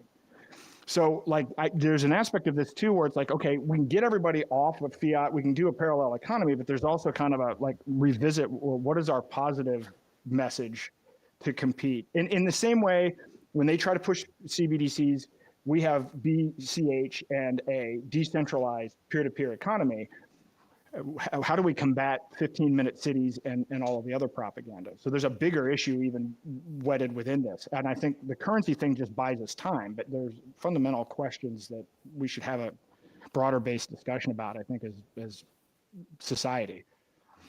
Definitely. I mean, this is reminding me a lot of Jordan Peterson, has his ARC, whatever it's called, the Alternative Revolution for Civilization. I don't know what it stands for, but he's basically trying to come up with what you're talking about, some kind of societal messaging, some kind of plan, some kind of vision for society that does not involve increasing levels of control and everyone factoring in modern technology and society. Like, for instance, homeschooling, is in some of the videos that I've seen, right? Because they've just realized, well, if people are getting educated in these mass, government schools, this is just never going to work. And especially after coronavirus and all the problems that happened there, a lot of parents realized what was going on with that. It wasn't just like, oh, this is the done thing. It was like, holy crap, look at how little they care about my kids. There's got to be an alternative, right? So, well, I think the struggle with this is we've lost the ability for abstract thought. So the reality is, if you have freedom and you have peer-to-peer commerce, then the actual future is unlimited. What 8 billion people can do through voluntary exchange in various combinations, you can't describe it. There isn't a central plan. There isn't a concept. And it's one of those things where I don't want to know what things are going to be like 10 years from now. I want to be in awe and amazement of what people I don't know came up with, or even what I was doing. So there's not so it's even maybe how do we learn how to market the infinite potential of voluntary exchange, knowing that we have a society that has been, through public education and through indoctrination, they've had the abstract thought actually removed from them. Like, even the idea in the United States that American home ownership is the American dream, like that didn't, originally the concept of the American dream was self-actualization. Now, like through this process of making things concrete and everything else, now the idea is, if you have a financial instrument where you pay more in interest than in principal over a 30-year period of time and have the illusion of owning a house, that's been pinned as being an American dream. And this is going off on a bit of a tangent, but how do we express, how do you take something that's abstract and infinite, but present it in a way so that people can see it as an alternative to something like 15-minute cities? And obviously I don't have the answer to this, but it's something that I've been thinking about a lot, because I see time and time again where people, I mean, it's even like voting, right? I mean, people are tricked into these manufactured polarity contests. So it's like, oh, Biden versus Trump. That's not a decision. Like, to me, that's like picking out what interior you want for your coffin. There's no real, that's not really a choice, but people think that there are only two choices and that they have to pick one of those. And that's not true, actually, with any aspect of our lives. We actually have, kind of infinite possibilities, but people aren't even aware of that concept of infinite possibilities or what can happen through voluntary exchange. So this is an open-ended comment that I don't know what the answer is, but I gave a talk on this at the Brownstone Institute. I called it kind of like America 2.0 from first principles. Like, so I guess I would argue that America has failed if you look at what the first principles are versus where we are today. And if you look at what the Constitution said versus how the Constitution is being followed today. And there's interesting parallels in looking at this and then actually looking at crypto as well. I kind of like reading Roger's book is interesting from the standpoint of, you can look at like the white paper are like the foundational principles, the code is like the Constitution. And then the way I view BTC devs are like activist judges. Right, like there's actually, we haven't solved a human governance aspect of this. Like I like the fact that like the Bitcoin model gets rid of the third party in transactions, but we still haven't figured out how humans should interact with each other. And actually, even the case within Bitcoin shows the absolute failure from how the development process worked. And so. I'm getting off tangent, but I spend time I don't know what the answer is, but it'd be nice to figure out how to start having a conversation about these kinds of ideas. Like what went wrong? Like I think America was a great innovation at the time. So when I say this, it's not to say that America is awful compared to what existed at the time. It was a brilliant invention. And when you look at the kinds of debates and discussions in the Federalist Papers and all of the kind of back and forth, it was a great process, but that was 250 years ago. Maybe we need a process like that again from first principles. I mean, I sit back and I think, well, what was the world like 250 years ago? So much of what's baked into the U.S. is really even based on kind of materialism and Newtonian physics, right? I mean, in many senses. Well, now we have quantum, like those kinds of changes. Is there anything that we've learned in 250 years that would cause us to question our core foundational principles as kind of a starting point? So I'd like to try to figure out how to get a discussion going on that. And I haven't figured out how to even start getting that conversation going because most people are not interested in this, or it's like, what the hell is this guy talking about? But I do think there are parallels here with what's going on politically and even what's going on within these blockchain wars. Yeah, well, it makes me think of the idea. Well, the first thing when you were starting on that segment, I was thinking, there's that meme of like what the world would be like if, some trivial thing, and then it's the family standing on the hilltop, and there's the gleaming space discs and like the futuristic city and stuff like that. That was what I thought of, and then I was sort of thinking, okay, well, with Bitcoin Cash, needs some way to break through this narrative. Maybe it is some kind of marketing campaign or realignment of the community's, not values necessarily, but its presentation to an alternative society. Like for a long time, BCH or Bitcoin was always about, an alternative economy. Maybe it needs to be the alternative future. Bitcoin Cash, the alternative future, or something like that, which if we all kind of got on the same page about that being the best way to do it. Green is actually a fantastic color for it because you can have some nice nature and stuff like that. Orange is a bit warning and a bit scary, right? Green is nice, something like that. And then here's an action plan: download a Bitcoin Cash wallet, transact peer-to-peer with somebody, and then whatever other, following steps, right? That could be, I don't know, like you were saying about Agenda 2030. Maybe it needs to be called something 2030, alternative 2030. You've got Agenda 2030 or Alternative 2030. Here's your Agenda 2030. This is what the rules are going to be. Here's the evidence. You've seen it in your own life. Here's the banking shutdowns. Here's all this stuff. And here's the alternative in green. I don't know, just spitballing. I like that. So I like that kind of idea because I had a slide in my presentation where it's like, so here's what they're presenting, right? This is what Agenda 2030 is. And their vision is this like beautiful 15-minute city. And then there's the reality of what they're actually going to implement, which is, you know, people living in a pod basically with VR headsets, right? So there's kind of this is what they're presenting. This is the reality. And then I put at the bottom, well, so what do we have? And I took a screenshot from this movie coming out next week, Civil War in America, right? So what we're offering right now is just complete decay and breakdown of society. And what is our alternative? And again, the challenge with this is that because it's freedom, you can't predict or centrally plan, but then expressing the concept of infinity and unlimited is, how do you even do that, right? What we have to offer is unlimited possibility, right? It really truly is everything, whatever anybody can imagine, because it's not even necessarily going to be one thing. Society isn't. But how do you express that? Because that is what you have if you have freedom. But how do you express that in a way to people that have been conditioned to only think in concretes?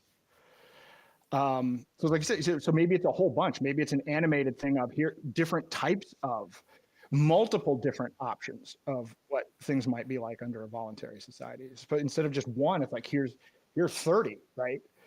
But to try to captivate people around the idea of infinite possibility, I think that fits somewhat with what you're saying. Is instead of just an alternative to 2030, multiple different alternatives to 2030. This is a big challenge, right? This is because most people are still holding on to pre-2019. Like, oh, things are just going to go back to this. That's not available to anybody. We're going to get a great reset of some sort, one way or the other. It's just, what's it going to be? What they're preparing for and putting billions of dollars to build, or something else that we can create. That's interesting. I mean, obviously, yeah, the world has changed, and I think a lot of people have felt that, you know. I personally felt that, and I think a lot of people have that. COVID was sort of the before times, and then there was COVID with the new normal, right? Now that's receded a bit. We are a bit more back to how it was, but it's not totally back to how it was, and it probably, you know, never is going to be like with smartphones or the way society is these days, right? So I mean, in terms of giving people the idea of unlimited possibility and the importance of freedom and so forth, yeah, you're right. That's a hard thing to do. I think you would have to find some way to make it more concrete. Like you have to explain it in terms of, like you have in the book about a little story. You start with a sort of dystopian story about a family and what happens to them.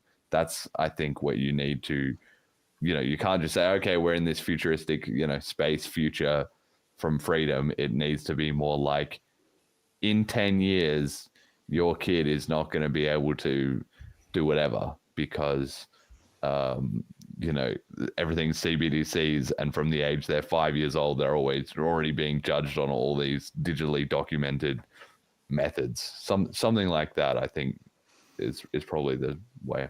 Yeah, I think so. So I that's a great idea, and I want to start doing more of that. More, you know, Bitcoin Cash is the answer to the MAID program, you know, for 28-year-old women with autism. Like, and by the way, it gets worse every day. So the book that you have, this was like published in June of last year, and this is one of those things where you read this and yes, you could be like, oh my God, this sounds pretty bad. It can't really be that bad. Everything in this book has gotten worse. Every aspect of everything in there has actually deteriorated. Like the MAID program has accelerated. The crackdown on crypto has accelerated. I mean, when I first wrote the book, you know, Ian Freeman wasn't even in jail. So I did at least update it, you know, for that. But it's like, yeah, no, people are going to prison. Businesses have been shut down. Euthanasia is increasing in the state. More countries are implementing CBDC. More countries are implementing social credit systems. Every day in the United States, 100,000 surveillance cameras are installed. Our pictures are taken 75, 80 times a day in addition to whatever pictures that we take of ourselves voluntarily and load onto social media, right? So most people have this concept of China is this big bad communist country and they have all this surveillance tech. We get half of our AI surveillance technology from China. And Snowden obviously warned us back in 2013 about all of the egregious misuses of surveillance by the NSA and everybody else. So we're actually not even any different. And every time we get one of these emergencies, so we got contact tracing for part of COVID, right? We have wireless, tokens tracking our behavior. Did they rescind that, or is that still? You're right. I don't remember seeing the notice that's no longer. Oh, we've taken that off your phone, right? Every time we go through this, it's.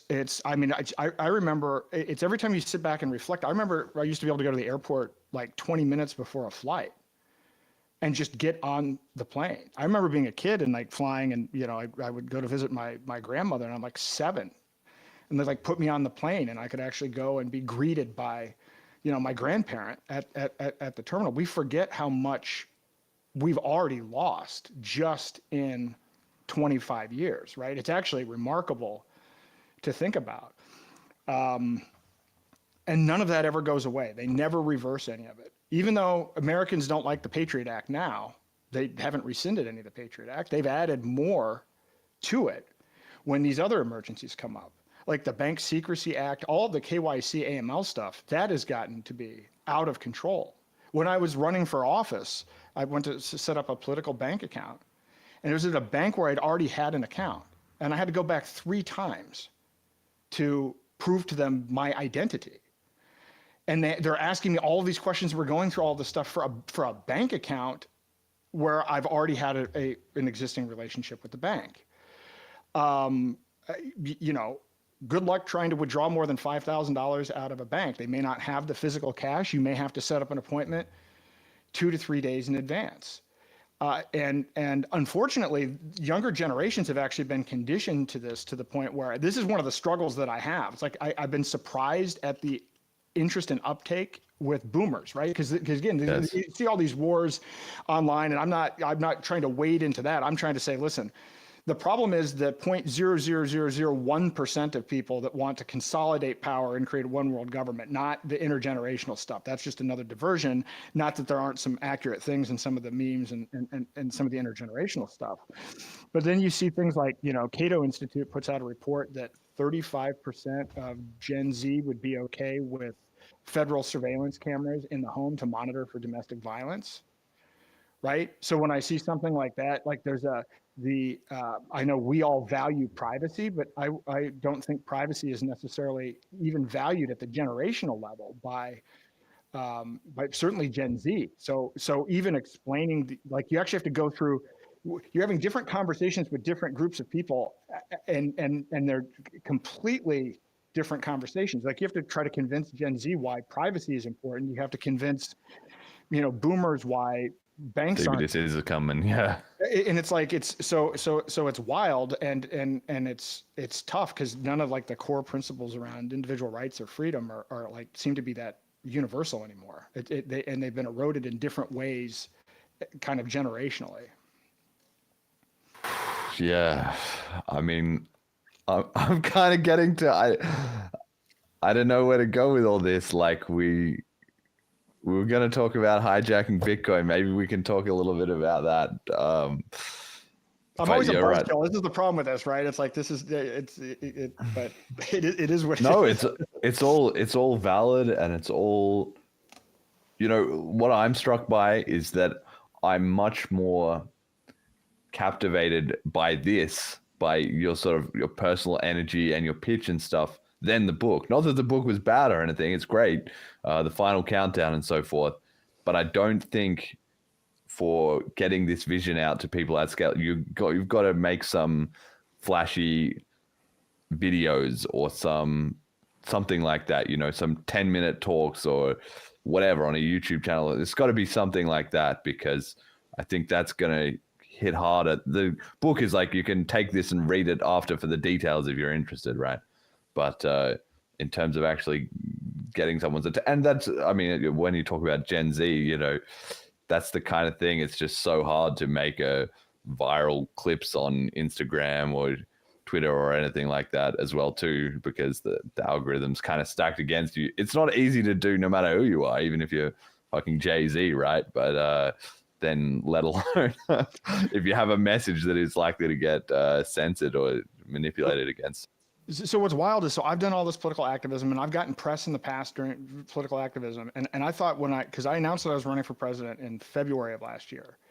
And so I was one of the first people to announce, and I ran as a Republican specifically because I wanted to get on the debate stage. So my whole purpose on this was, hey, if I can get to the debate stage, my message was, I'm wearing this shirt now. The thrust of my campaign was bank run now. It's basically promoting a bank run. And the shirt says, halt CBDC, stop World War III, and end the Fed, with a big heart around it. This was like the cornerstone of my message. I've got this bank run manifesto that I had.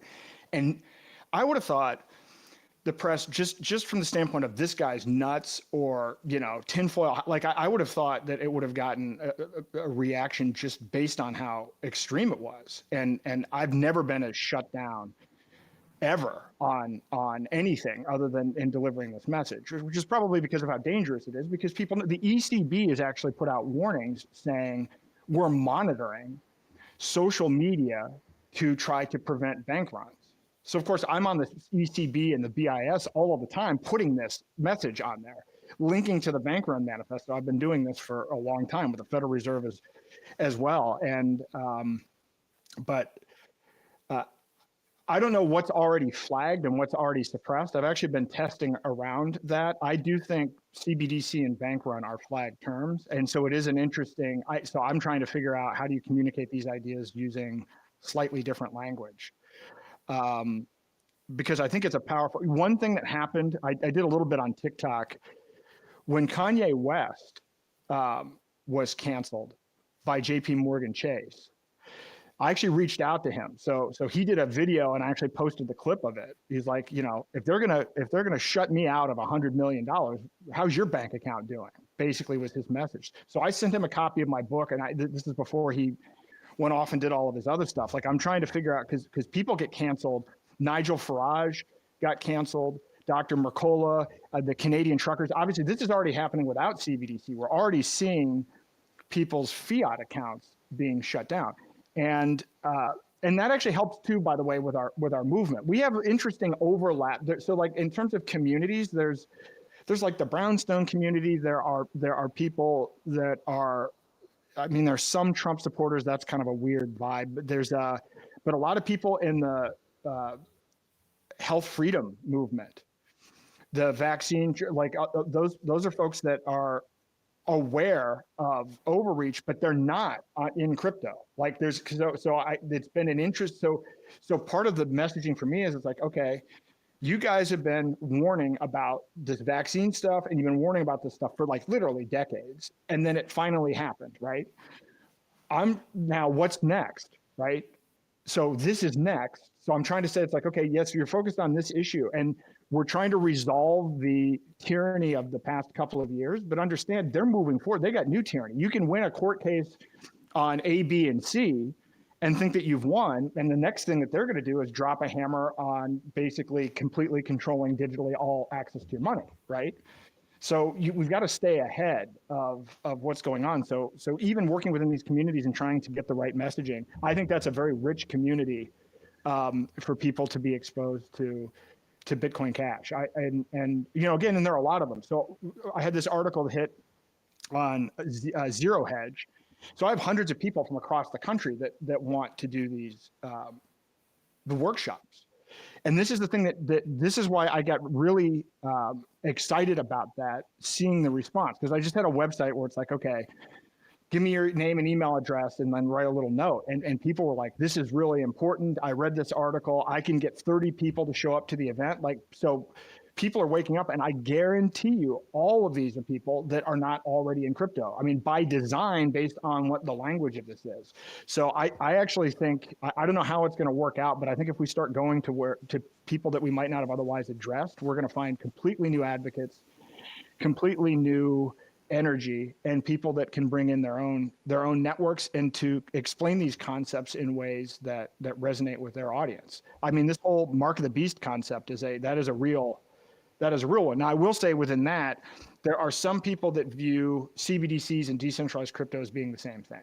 They actually are they're just kind of anti, right? Which is why I do gold and silver, and I do these gold backs. I saw something like yesterday where somebody had like tokenized on BCH a gold back or gold backs. Like that's a really cool idea as well. And I don't know I don't know if you know anything about that project or what all is behind that, but that would be really interesting to be able to tie digital tokens and physical gold. That's a really powerful idea. Can I hop in here for a moment? Sure. Okay. So I've mentioned before, hold on, let me turn my volume down a bit. I mentioned before how I wanted to do like essentially a 3D printing workshop where people could spend a little BCH, get some kind of token that represents the finished 3D product at the end. That gets sent to them, and when they physically go to the location, they redeem the token for the item. But listening to this conversation, I think like there should be maybe a guide, a manifesto, like something that's like a holistic approach to decentralization, where we have these currencies, we encourage the use of 3D printers, we encourage the use of like local small neighborhood farms, and there are farm bots now that work very similar to 3D printers that can automate planting, watering, all of that kind of stuff, like batteries, solar panels, that kind of thing. But the one concern that I have with all of this is people lose the convenience of modern society. And how do you attract people into a situation where they have to put more work in? Yep. And also people are so afraid to go out now. And this kind of parallel, alternative, decentralized, voluntary economy requires going out and mixing with your neighbors. I don't know how to make that marketable.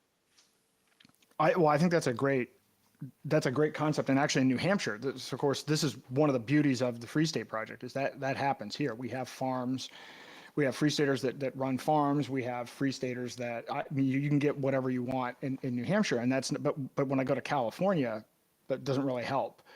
I think part of the issue is, and this was why I wrote the first chapter of the book, is to letting people know what the alternative is, because people are trying to protect what they think they have without understanding that what they actually have is completely under attack and that the other thing is much worse.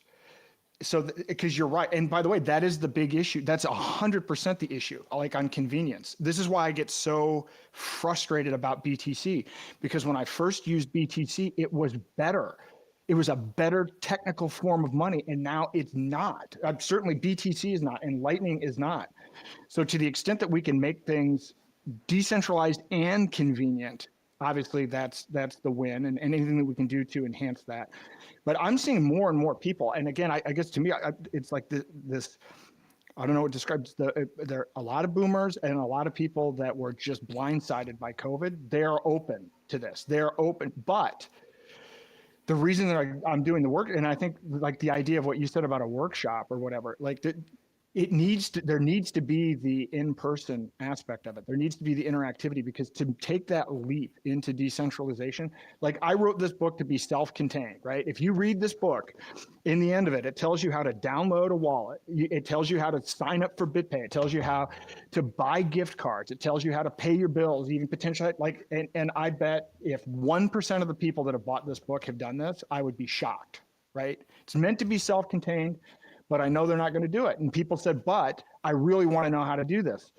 And so the question is, how do we teach people decentralization? There's the appetite for it, but then how do you deliver an in-person message about decentralization that actually scales, given that there is the human time, interactivity component to it? I don't have an answer to that, but I love the idea of getting all of these decentralized ideas together as a resource to start going beyond. Because even this, I'm like, all right, guys, if we don't stop the currency, then all of the other stuff is dead.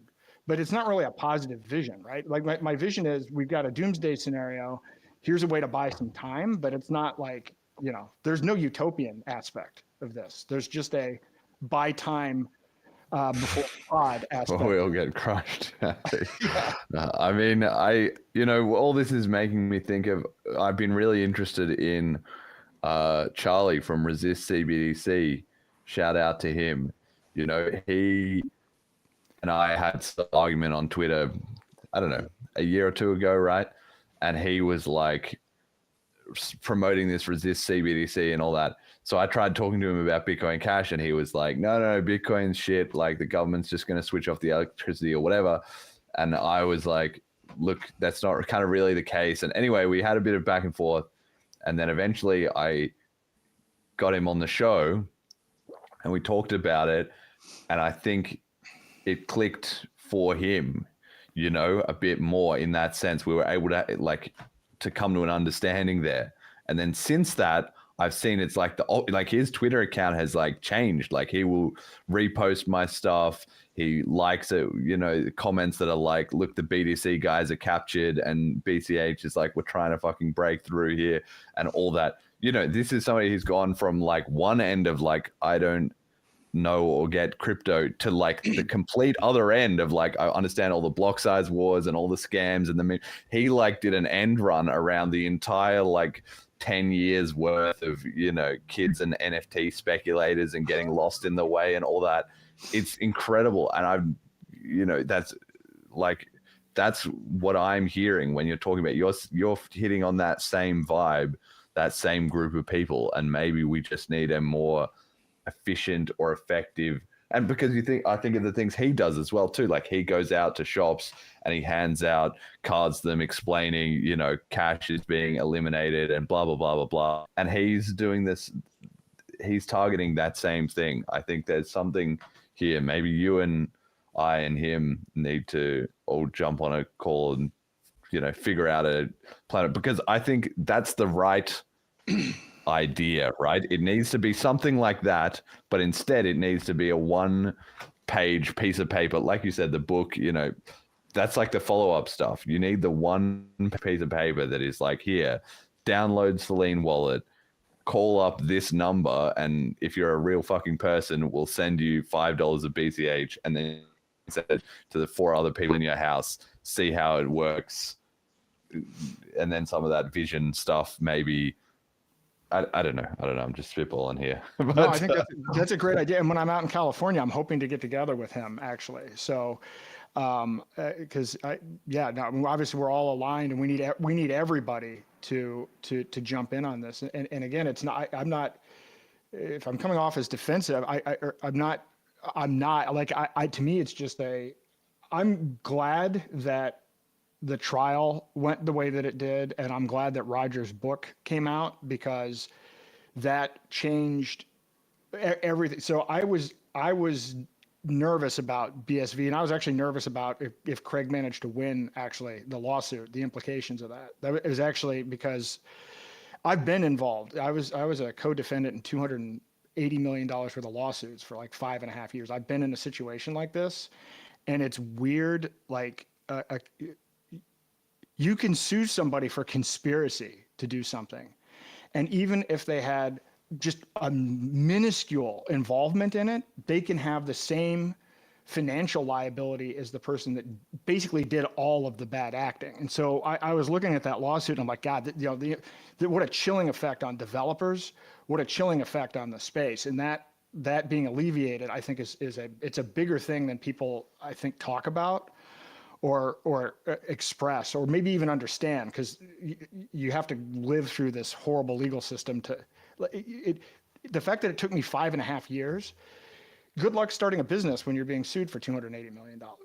And so when Craig went on and said, I'm going to destroy this person, I'm going to destroy their families, and I'm going to do this, lawfare actually does that to people. So I think we're in a completely, just in 4 weeks time, the world has changed in a sense, because we have now the block size increasing. We have Roger putting out this book, which we haven't talked about yet, which I think I do hope everybody reads, because it is clearly making a splash based on the reaction from the people that are implicated in this book.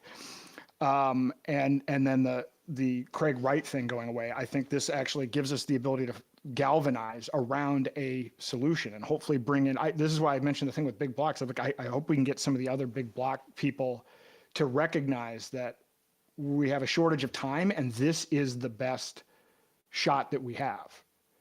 This is just from the ecosystem and from everything else, and from the fact that from the very beginning, this has been about, Bitcoin Cash has been about peer-to-peer digital cash. That's never wavered. There's never a moment in time where this community wasn't about that. So I hope we can bring Yeah.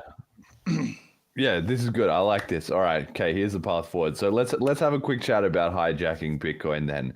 So I have a copy in the mail, which I haven't received, but I also downloaded the Kindle version so I could have a bit of a read of it. I've read about the first 20%, and it honestly just, nothing in it so far has really caught me off guard. He's just sort of starts by walking through the basics of how Bitcoin works and why the mission was peer-to-peer cash, and then it was kind of changed. To me, zero of it is a surprise. But I'm very glad, because this is the kind of thing that, even though I know and the whole Bitcoin Cash community knows, most of the world does not know like any of this stuff, and just laying it out piece by piece where you can read it all without 1,000 trolls in the comments screaming this guy's a bad person or whatever.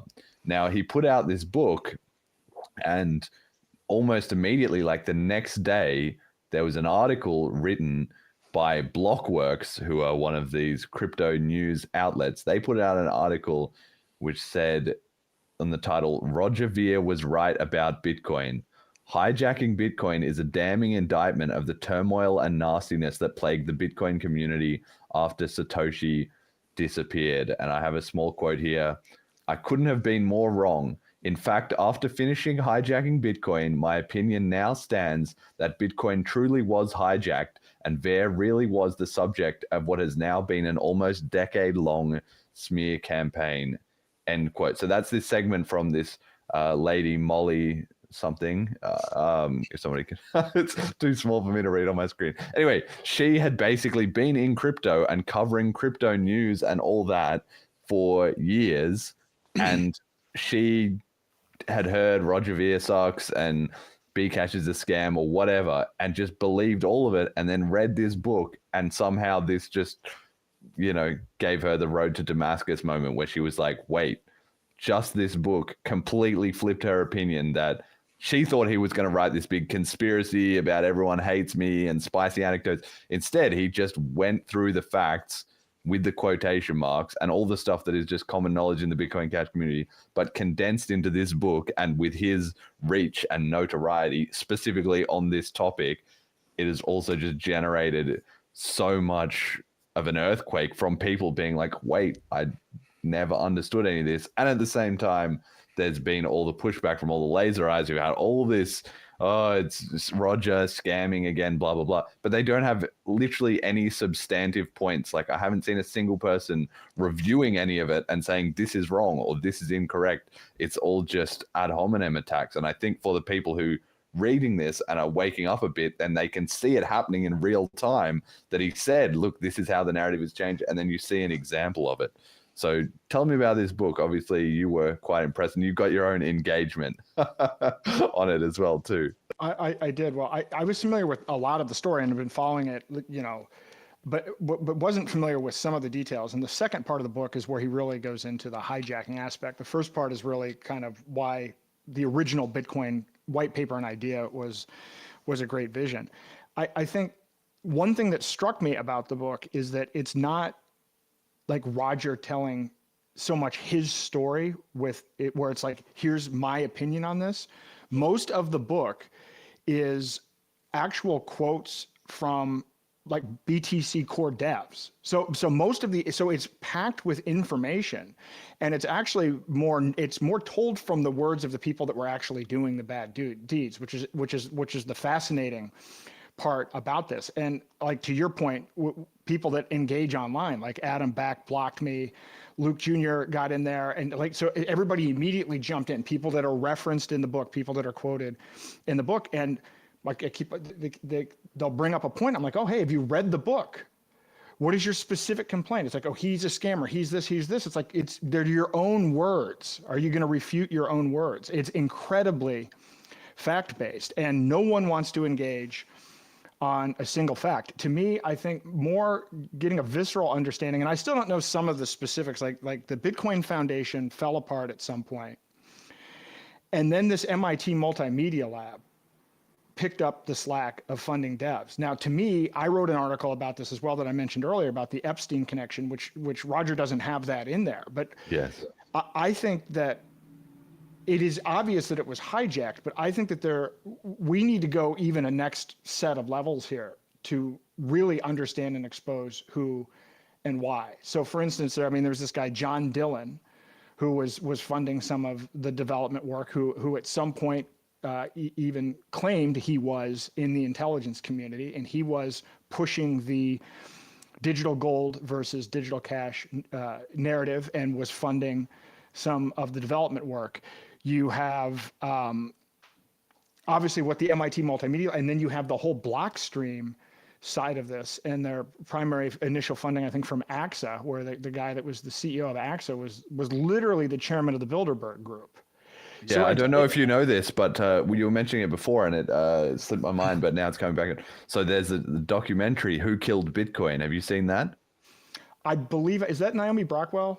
No. Well, it was by the guys, Luca and the guys in Argentina, and they made a documentary that goes into all this when you were talking about Joy Ito and the Epstein stuff. That's all in there, and the funding of Blockstream and whatever. Anyway, they made this incredible documentary, which was originally in Spanish, and then I did the voiceover for the English version, which is on YouTube, and it's been played at Pork Fest and all that. And I think for you, that's maybe going to be the missing piece, because I think that ties together the stuff you were talking about with the parts in Hijacking Bitcoin. Who Killed Bitcoin is basically the middle segment of that. And so for anybody who's listening, obviously I highly recommend you go and watch this documentary and also check out the Hijacking Bitcoin book. But in terms of the actual connections and who are all the shady characters and so forth involved, yeah, that's a whole separate kind of kettle of fish to get the idea to people, besides also, Bitcoin. And I think Roger was sort of left that out. If I haven't read the rest of it myself, but I imagine he didn't go heavy on that to get exactly the reaction that he got, like from this Blockworks reviewer who said, like, I was expecting all these conspiracy theories and all this stuff, and instead what she got was like a load of facts and a very clear basic explanation of how things were, and then how they ended up, fucked up, and that he had been slandered throughout this whole thing. But I think because he's not making too much of a personal defense of himself, then it comes across as just this is actually just the facts, right? Yeah, and it definitely, and so it's damning. The book is very damning if you read it, and it's very factually based. But I also think we need to dig into some of these other components, because it certainly does seem like we need to find out the motivation for this. Because even when you see the arguments and what people are saying, and I don't even know if one of these guys is actually Greg Maxwell that's on here quoting under, but there's this whole idea that Bitcoin is successful because of ETFs, like the idea that you're buying something from a WEF partner company and then storing it in a third-party exchange is about as far away from peer-to-peer digital cash as you can get. Like, even the idea that that's a selling point is so divergent. And then people are claiming that this is going to be the backing for a global reserve currency. None of this makes any sense. And I think what Blockstream has done, I think even there should be more critical analysis of Blockstream and what they're doing with Liquid. This book could have been, 5 times as long as it is, but I do think that it lays out the case for people that are unfamiliar with it in no uncertain and very clear terms that Bitcoin was hijacked. You can't walk away thinking anything other than that. And then it only gets worse from here. And hopefully this will stimulate people to start looking into the other aspects of this, because this might be, by the way, the reason why I think looking into some of the conspiratorial aspects is important is because that might be a way to get people out of Bitcoin, out of BTC, right? Because people are in it I mean, it's based on the white paper, right? They're still selling the white paper, and the thing has nothing to do with the white paper. So on the one hand, they're selling a document that talks about peer-to-peer cash, and what they're actually giving people is something that can be easily confiscated and that is completely centralized and in the control of a handful of devs, right? And the general public, that's not what their mindset is around this. And so I think that digging into this and actually investigating this further is going to be helpful to kind of separating out very clearly what BTC is versus what Bitcoin was supposed to be and what BCH is. Yes. And I mean, obviously, this is a drum that the BCH community have been banging for a long time, but this truly might be sort of a watershed moment. I think maybe if we look back in, 2 years or 5 years, or hopefully when the history books of the history books are written, this might be. Honestly, I was like I said on the show on the last episode, I was very bullish on this book and the episode before coming out and making an impact. And I think it's gone about as well as could have been expected. Like you said, there's just been an immense amount of like panic and salt and whatever on the BTC side. And I take that as very indicative. Why? Because there's, for the last few years, there's just been dismissing BCH or Roger or shitcoin scams or whatever. But now the fear has started, like we're losing control of the narrative, right? And there's enough time has gone by in crypto and we're in this bull run, but BTC has not, it's got to all-time highs, but only barely. There is no global euphoria. There is no retail adoption coming to rescue and send the price to all-time highs to get the media worked up. It just doesn't exist. It was just institutions are coming and now some coins are flowing into ETFs and it's not even really, we should be seeing 100 grand, 150 grand, 200 grand. If that was happening, it would be a different moment. But not only do you've got the price all-time high breaks, but kind of isn't really, there's no cult euphoria going on. And then this book has come in to just actually like, this is the truth. It was what we've been trying to fucking tell you this whole time. You kind of can't ignore it. I think. No, you can't ignore. And there was some stuff in there that I didn't really track Bitcoin XT that much. So some of this was actually new to me just because I hadn't followed all of the details of it at that point in time. So I kind of like bounced. I was using it, but I wasn't like fully, through that period of time. And then more to 2017, I paid a lot more attention to what was going on kind of post 2017. But I didn't realize to the extent that there were denial of service attacks. I didn't realize what was going on in terms of threats to miners. Like there's an aspect to that was actually new information to me about exactly how much pressure was put on miners and exactly the extent to devs which, and all that, potentially criminal activity. I mean, this isn't even just a matter of propaganda. Some of this stuff is crosses a different line, and so that was eye opening to see some of that. So, but yeah, no, I think the book is again, it's infinitely credible. So I keep on asking when somebody debates me, it's like, oh, have you read the book? Or take the quotes out of the book. It's even something like this whole narrative of, oh, BCH isn't decentralized. And the whole idea, just this manufactured concept around block size. And, he's got charts in there. It's like, well, here's the price of hard drive space over time. Here's the cost of bandwidth over time. Like there's no argument. The fact that they're still clinging on, like it is such a scarcity mindset that actually doesn't even fit with the facts of reality of what's already happened, what we know has happened since 2009. And they are using the same argument. I think the argument that I get the most, it's either have fun staying poor, or it's laser eyes, or it's the market has spoken. I think that's the one that they use the most. The market has spoken. Well, I mean, the market had spoken about Enron and WorldCom. And I actually put out a post with a bunch of stock charts where the market doesn't speak. The market is an ongoing conversation. The market never gives at one point in time, this is the end of the discussion for all time. That's never how the market speaks. But in this particular circumstance, that argument that they're trying to make, you know, I like to say it's like, okay, you're excited because your alternative asset has half the market cap of Apple and not even twice the size of the economic value of frequent flyer points. Like that's not you. So what have you won? Nobody's using it for retail. You lost to Venmo, you lost to Zelle, you lost to Google Pay, you lost to Apple Pay, but you're holding on to half the market cap of Apple and people buying it through WEF partner company BlackRock and storing it at Coinbase. That's what you're holding on to.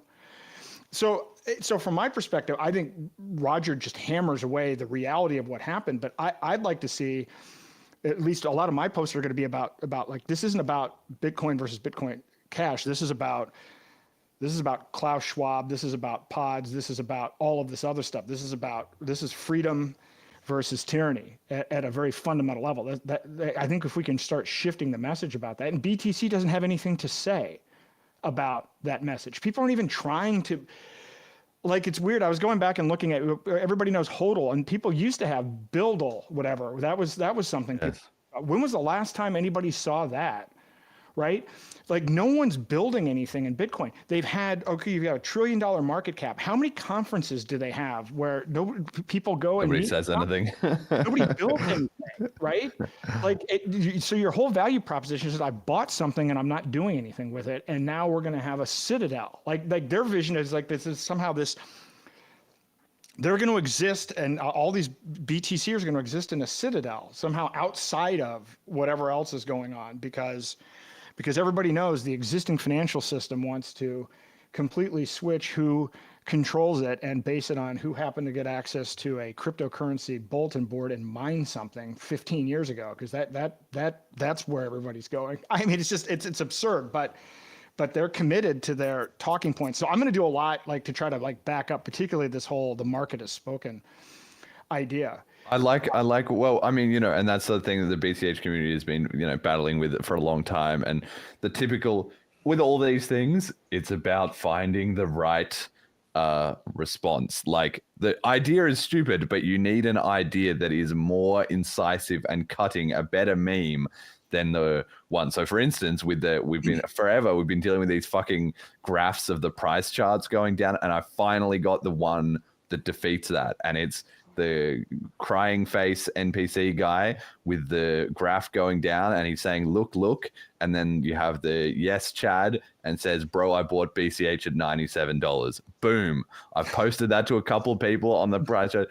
That's it. You're fucking destroyed right there. Oh, look at my graph. Like, it doesn't matter, man. I didn't buy at that peak. Like, you can explain that logically, but having it in a meme form like that, just like, that's it, shut down, end of discussion. And when you said about the market has spoken, yeah, it's like, you can say, yeah, well, had the market spoken about Facebook or about MySpace or about Nokia phones? I like the way you flipped it around. The market has spoken Venmo won. I love that, because in people's mental timeline of things, Venmo is actually later than Bitcoin. So it's, rather than going, yeah, in the past, things were the past, but now the future, you know, have changed. I love that you're talking about something that's already here. So I like, maybe we can make some kind of meme of that, just a laser eye guy saying the market has spoken, and then below it just like Venmo won or something like that would be excellent. Like the Bitcoin community, like they had that conference, they had Cash App sponsored the BTC Miami 2021 or whatever. That needs to be the background for that meme. The market has spoken, Cash App won or something like that. Yeah, Custodians won. I think that we can play off that. The other one that I like playing around with is this idea of, because people say, well, we already fought this from 2015 to 2017, Roger lost. And so to me, again, the instant reaction I got to that was the science. Why are you still talking about him? Yes, that was a great one. Yes. Right? Like they're acting like the COVID tyrants with a lot of their messaging, or I said, you know, instead of 15 days to stop the spread, 15 days to clear the mempool. Like, there's just, yes. I think that there's a whole, like, there's a COVID arc to this as well. Their behavior, though, I think the thing that bothers me about it is that they're actually smug and they think that they've won, right? And again, and in the broader context, it's not about like beating up other people within crypto. It's like, wow, we actually, like, the Bank of International Settlements guy is actually outperforming us. It's like, what the hell's going on here? How did we let that happen? And they're not open to this idea. I think Adam Back actually blocked me, not because of my post with the review. It was the previous post that I had where he said something about, Roger, and my comment was, you lost to fiat, now you're losing to CBDC. And it was very biting in language. And I've gotten zero response from anybody out of BTC that has addressed the adoption of fiat digital payments versus BTC, and no one addresses CBDC, although I'll have some people that will say, almost in this like weird Craig Wright thing where it's like, well, BTC is going to be the settlement layer for CBDC. BTC is going to be what central banks. How did we get to the idea that you're cheering to be the settlement layer for central banks? And there are some people that are even questioning. One guy who's kind of like, boy, I hope I don't end up, being really rich, but in the end being on the wrong side of this. And it's like, yeah, I mean, you gotta look at this. Is your goal to maximize? Do you look at central banks with envy and want to become them? Or do you look at central banks and say, this is something that we need to disintermediate and liberate and create a world where people have peer-to-peer commerce without central banks? There's a completely different mindset, and a lot of the mindset that I'm seeing with BTC is more of, I want to be Larry Fink. I want to be a central bank, not I want to replace it and liberate things for the world. So, again, I'm sure a lot of the stuff will fall flat, but I think if we can start doing some messaging around the bigger picture of who the bigger threat is and what Bitcoin Cash offers as a solution to complete digital tyranny, I think, I hope those messages resonate more. They might not, but I'm going to try it because it's true and it's urgent. So. Oh, you are good at this. I like the science is settled. That's perfect. You can get a picture of Anthony Fauci with a mask on or something. The science is settled. Small blocks won. Boom. Yep. That's it. Game over for any. We've already been through this. Blah blah blah blah blah. That's it right there. I've got a quote here. Somebody just tagged me on Twitter with this article from Bitcoin magazine where they recently had. So I'm just going to read. They did an interview with this guy, Yusuf. I think it's that same guy who's doing Ray CivKid on Twitter or whatever. I'm a little bit out of the loop on this. But anyway, here's the quote from this article in Bitcoin magazine. Yusuf, I mean, yeah, I was pissing all over Roger with all the other clowns before too, but the dude is right. We have lost the ethos. We have lost the foundational base for what we're doing. And should they actually manage to keep Bitcoin out of the picture as this medium of exchange and just keep it as a store of value, eventually we'll lose everything.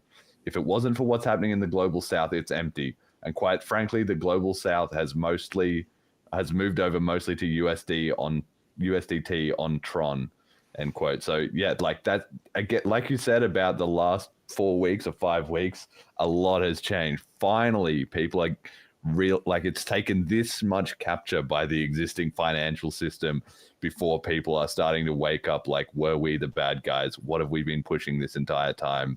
It's not working. And like you're saying, CBDCs and fiat are winning because so many people didn't know the momentum. I think that's another good thing about this hijacking Bitcoin is that at the start, he's already talking about Steam was accepting it. And you think now, if Steam was accepting Bitcoin today, everybody would be fucking to the moon. Like, look at this, we're taking over the entire world. That was nearly 10 years ago, and it stopped 10 years ago. It didn't start. It had already started. There was that much momentum that was going on. What today would still be seen as a huge win. Yeah, well, no, I think I'm going to do one of those, PTSD memes because I remember that. I remember Q4 of Expedia, Microsoft, Fiverr, Steam, Overstock.com. Like imagine being able to actually check out using Bitcoin directly in an e-commerce environment, and like they blew that, and it's just and then celebrated $50 transaction fees. It's baffling. It's really mind-boggling how what happened there. And I am going to watch that documentary because that actually is a fascinating part to me. The Epstein thing was because, again, right at around the narrative shifted right around the same time CBDC started to be funded. I don't find that to be an accident. And you know, I'll tell you one thing that I missed. Did you ever use CoinText? No, I didn't, but Jed's nodding his head. I thought that was a great idea. Like, I don't know, maybe people don't, but when the COVID lockdown started, I did a bunch of videos and I immediately got shadow banned, but I was like doing a whole bunch of videos on, okay, they're going to try to shut down communications. So here's this decentralized tech, use Jitsi instead of Zoom, use Signal instead of, whatever. It's like a series of these like short videos, but then I gave a bunch of people crypto using CoinText because that was a really easy way to onboard people. It's too bad it doesn't exist anymore, but whatever. It is what it is. It got mentioned on one of the recent GP spaces. They were talking about it just because they were saying like it was a cool idea and they used it, but some of the business like case didn't really check out, and that kind of ended up being part of its undoing as much as anything else. But anyway, I can see in my mind this one sheet of paper, like you're saying, we'll see, but I know you're out there doing the meetups and stuff, meeting people. If you're already connecting with people, we just need to supercharge that a little bit with a one sheet of paper with the logo, download Selene wallet, read this book, Hijacking Bitcoin, watch this documentary, Who Killed Bitcoin. Boom. I can see something to that could actually be pretty powerful. We just need to fuse a few of these elements together in some kind of punchy package to break through. Well, one thing I like is the idea of like if you going to a restaurant and like I have a business card with a QR code, but giving people a tip using a gold back, and if that gold back was also tokenized, so it's like, all right, here's because most people aren't aware of gold backs, but it's like they're beautiful. And once you see it, then you're going to be like, oh, what is all this about? Then I scan the QR code, and then the QR code takes them to this page that has all of this information, and then perhaps it's tokenized as well, as a way to kind of ratchet that. I agree. We should talk and figure out a way to get a one pager or a QR code or get some more viral kind of messaging. I'd love to talk to Roger about too. Like, I mean, he was the best at this, right? I mean, I know at PorkFest, he gave away Bitcoin at PorkFest, and so he knows how to do this at scale. So I'd like to pick his brain about that as well.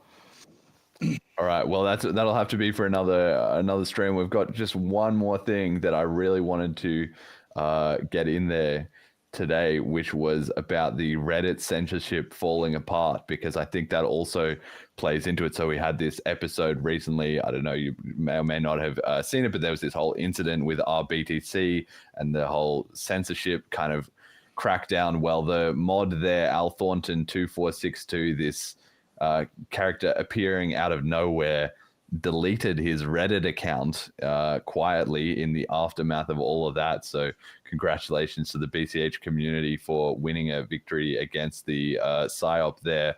And at the same time, we also had JW Interm, who is actually the head moderator of our cryptocurrency, come into our BTC because he had been called out for moderating of BCH related threads in our cryptocurrencies, 5 million subscribers. And for the longest time, any positive BCH stuff immediately gets deleted or removed or locked. And it happened again with this top voted thread. He got called out and came in and basically said, I dislike Roger Ver. And so that's why there's all this moderation. And anyway, he got wrecked a bunch there, but had to come and talk in our BTC. And Adam Back as well, too, also made a post in our BTC essentially trying to gaslight us. I can read it out, but who really cares? Anyway, basically he was saying, like, why don't you just sell your BCH and join BTC? This whole gaslighting, like,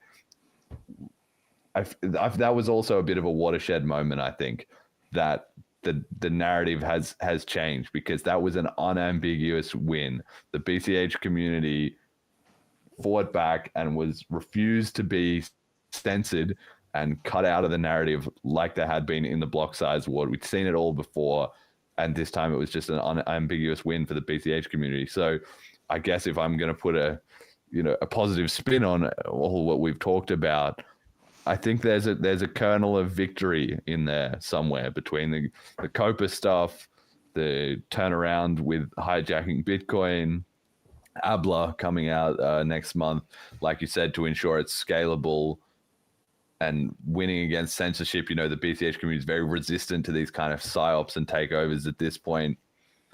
Maybe there's something to that.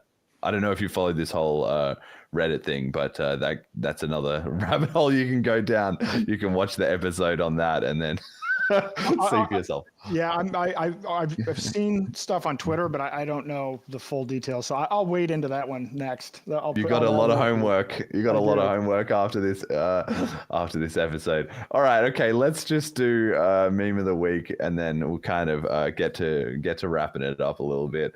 The meme of the week this week comes from Luke Pryor, who is, of course, regular on this show every year for the meme competition. He's the master of the memes.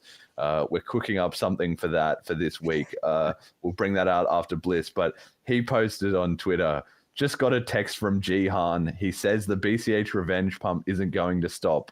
What does he mean? And then Jihan Wu himself wrote back and said, no, it was not from me. You are scammed. And this was just so good because Luke was just making a joke. Like he says, Jihan did this, or Jihan says that all the time because he just uses it as like a stand-in for, the big money or whatever. But I just thought it was so funny. Not only did Jihan write back to him on April the 1st, which I imagine Jihan was also not aware of, but he didn't realize that it was a joke. And he responded in his sort of semi-broken English as well. He never writes on Twitter too as well. He has like 1,000 posts over his whole Twitter account, but this one was important. Luke got on his radar and he wrote back, you are scammed.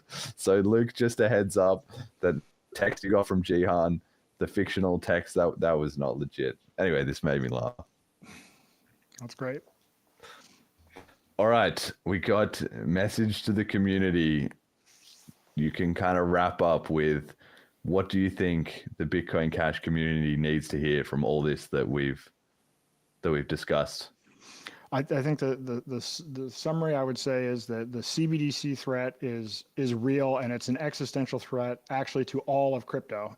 So this is actually about CBDCs and digital assets all being centrally controlled and put into registries, and that technology is farther along than anyone thinks in terms of pilots and political support kind of behind the scenes. So I think we need to understand the urgency of that situation, and that, as you just said, I actually think BCH has incredible momentum because the lawsuit being lifted, Roger entering back onto the scene. This book, I think, is going to change, as Roger said, a lot of hearts and minds with facts, and then the upcoming increase in block size. So this is why, from my perspective, I've gone from using Bitcoin Cash and it being part of a list of different alternatives to fight CBDCs. It's now my primary, and I think that it makes sense to put a lot of effort towards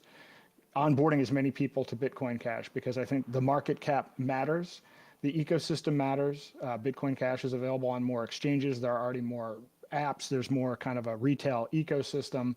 And so I believe, based on the urgency of the situation, Bitcoin Cash is the best shot that we have to stopping CBDCs, but that it's important that we build on the momentum of what's going on kind of in the marketplace, and to maybe switch the messaging to being about how Bitcoin Cash is the alternative to tyranny. It's the alternative to living in a pod. It's the alternative to eating bugs. It's the alternative to carbon credit systems, because that really is what it is about. And so much of the narrative is focused on the inside baseball of crypto, but this is really important. This is about free will versus tyranny, and I think that BCH is and has been on the right side of this issue. So we need to do everything we can to pump it as much as we can, in all ways, including adoption and use. So I'll leave it at that. Yes. Yes, there's got to be. Again, we'll brainstorm. We'll come up with some kind of catchy slogan, but it needs to be like Bitcoin Cash, the only alternative, or Bitcoin, the only cash, or something like that. Some kind of one-liner for it. Okay, we got our supporter appreciation, our donators. Thank you very much for keeping the show running. Thank you to our patrons, Ricky and HP. Thank you to our sponsor, General Protocols. Check out bchbull.com.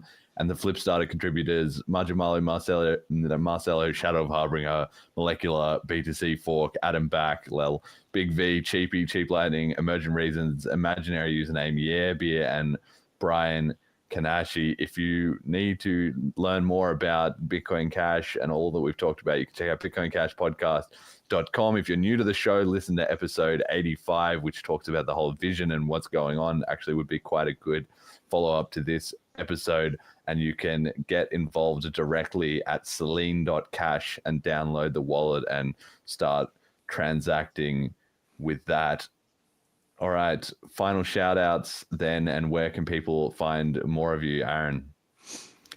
You can go to day2024.com, and that has a link to my book and the workshops and our articles that I'm writing for Brownstone Institute. And then I'm mostly on Twitter at Aaron R. Day, and that's where I spend a significant portion of my time.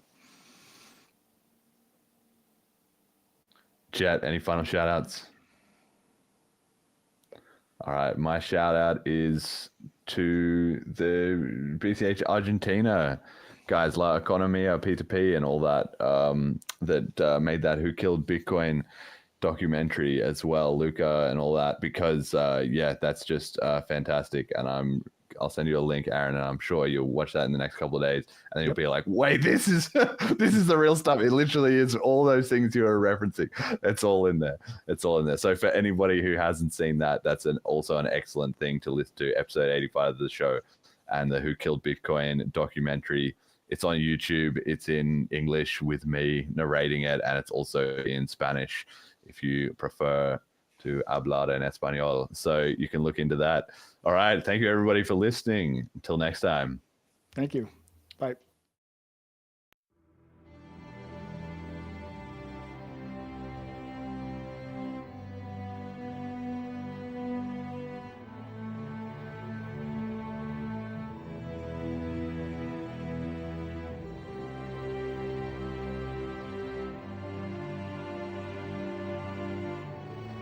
So I started realizing that if you can just find strength just a little bit longer, you will have a crew of people following you along the way. And that is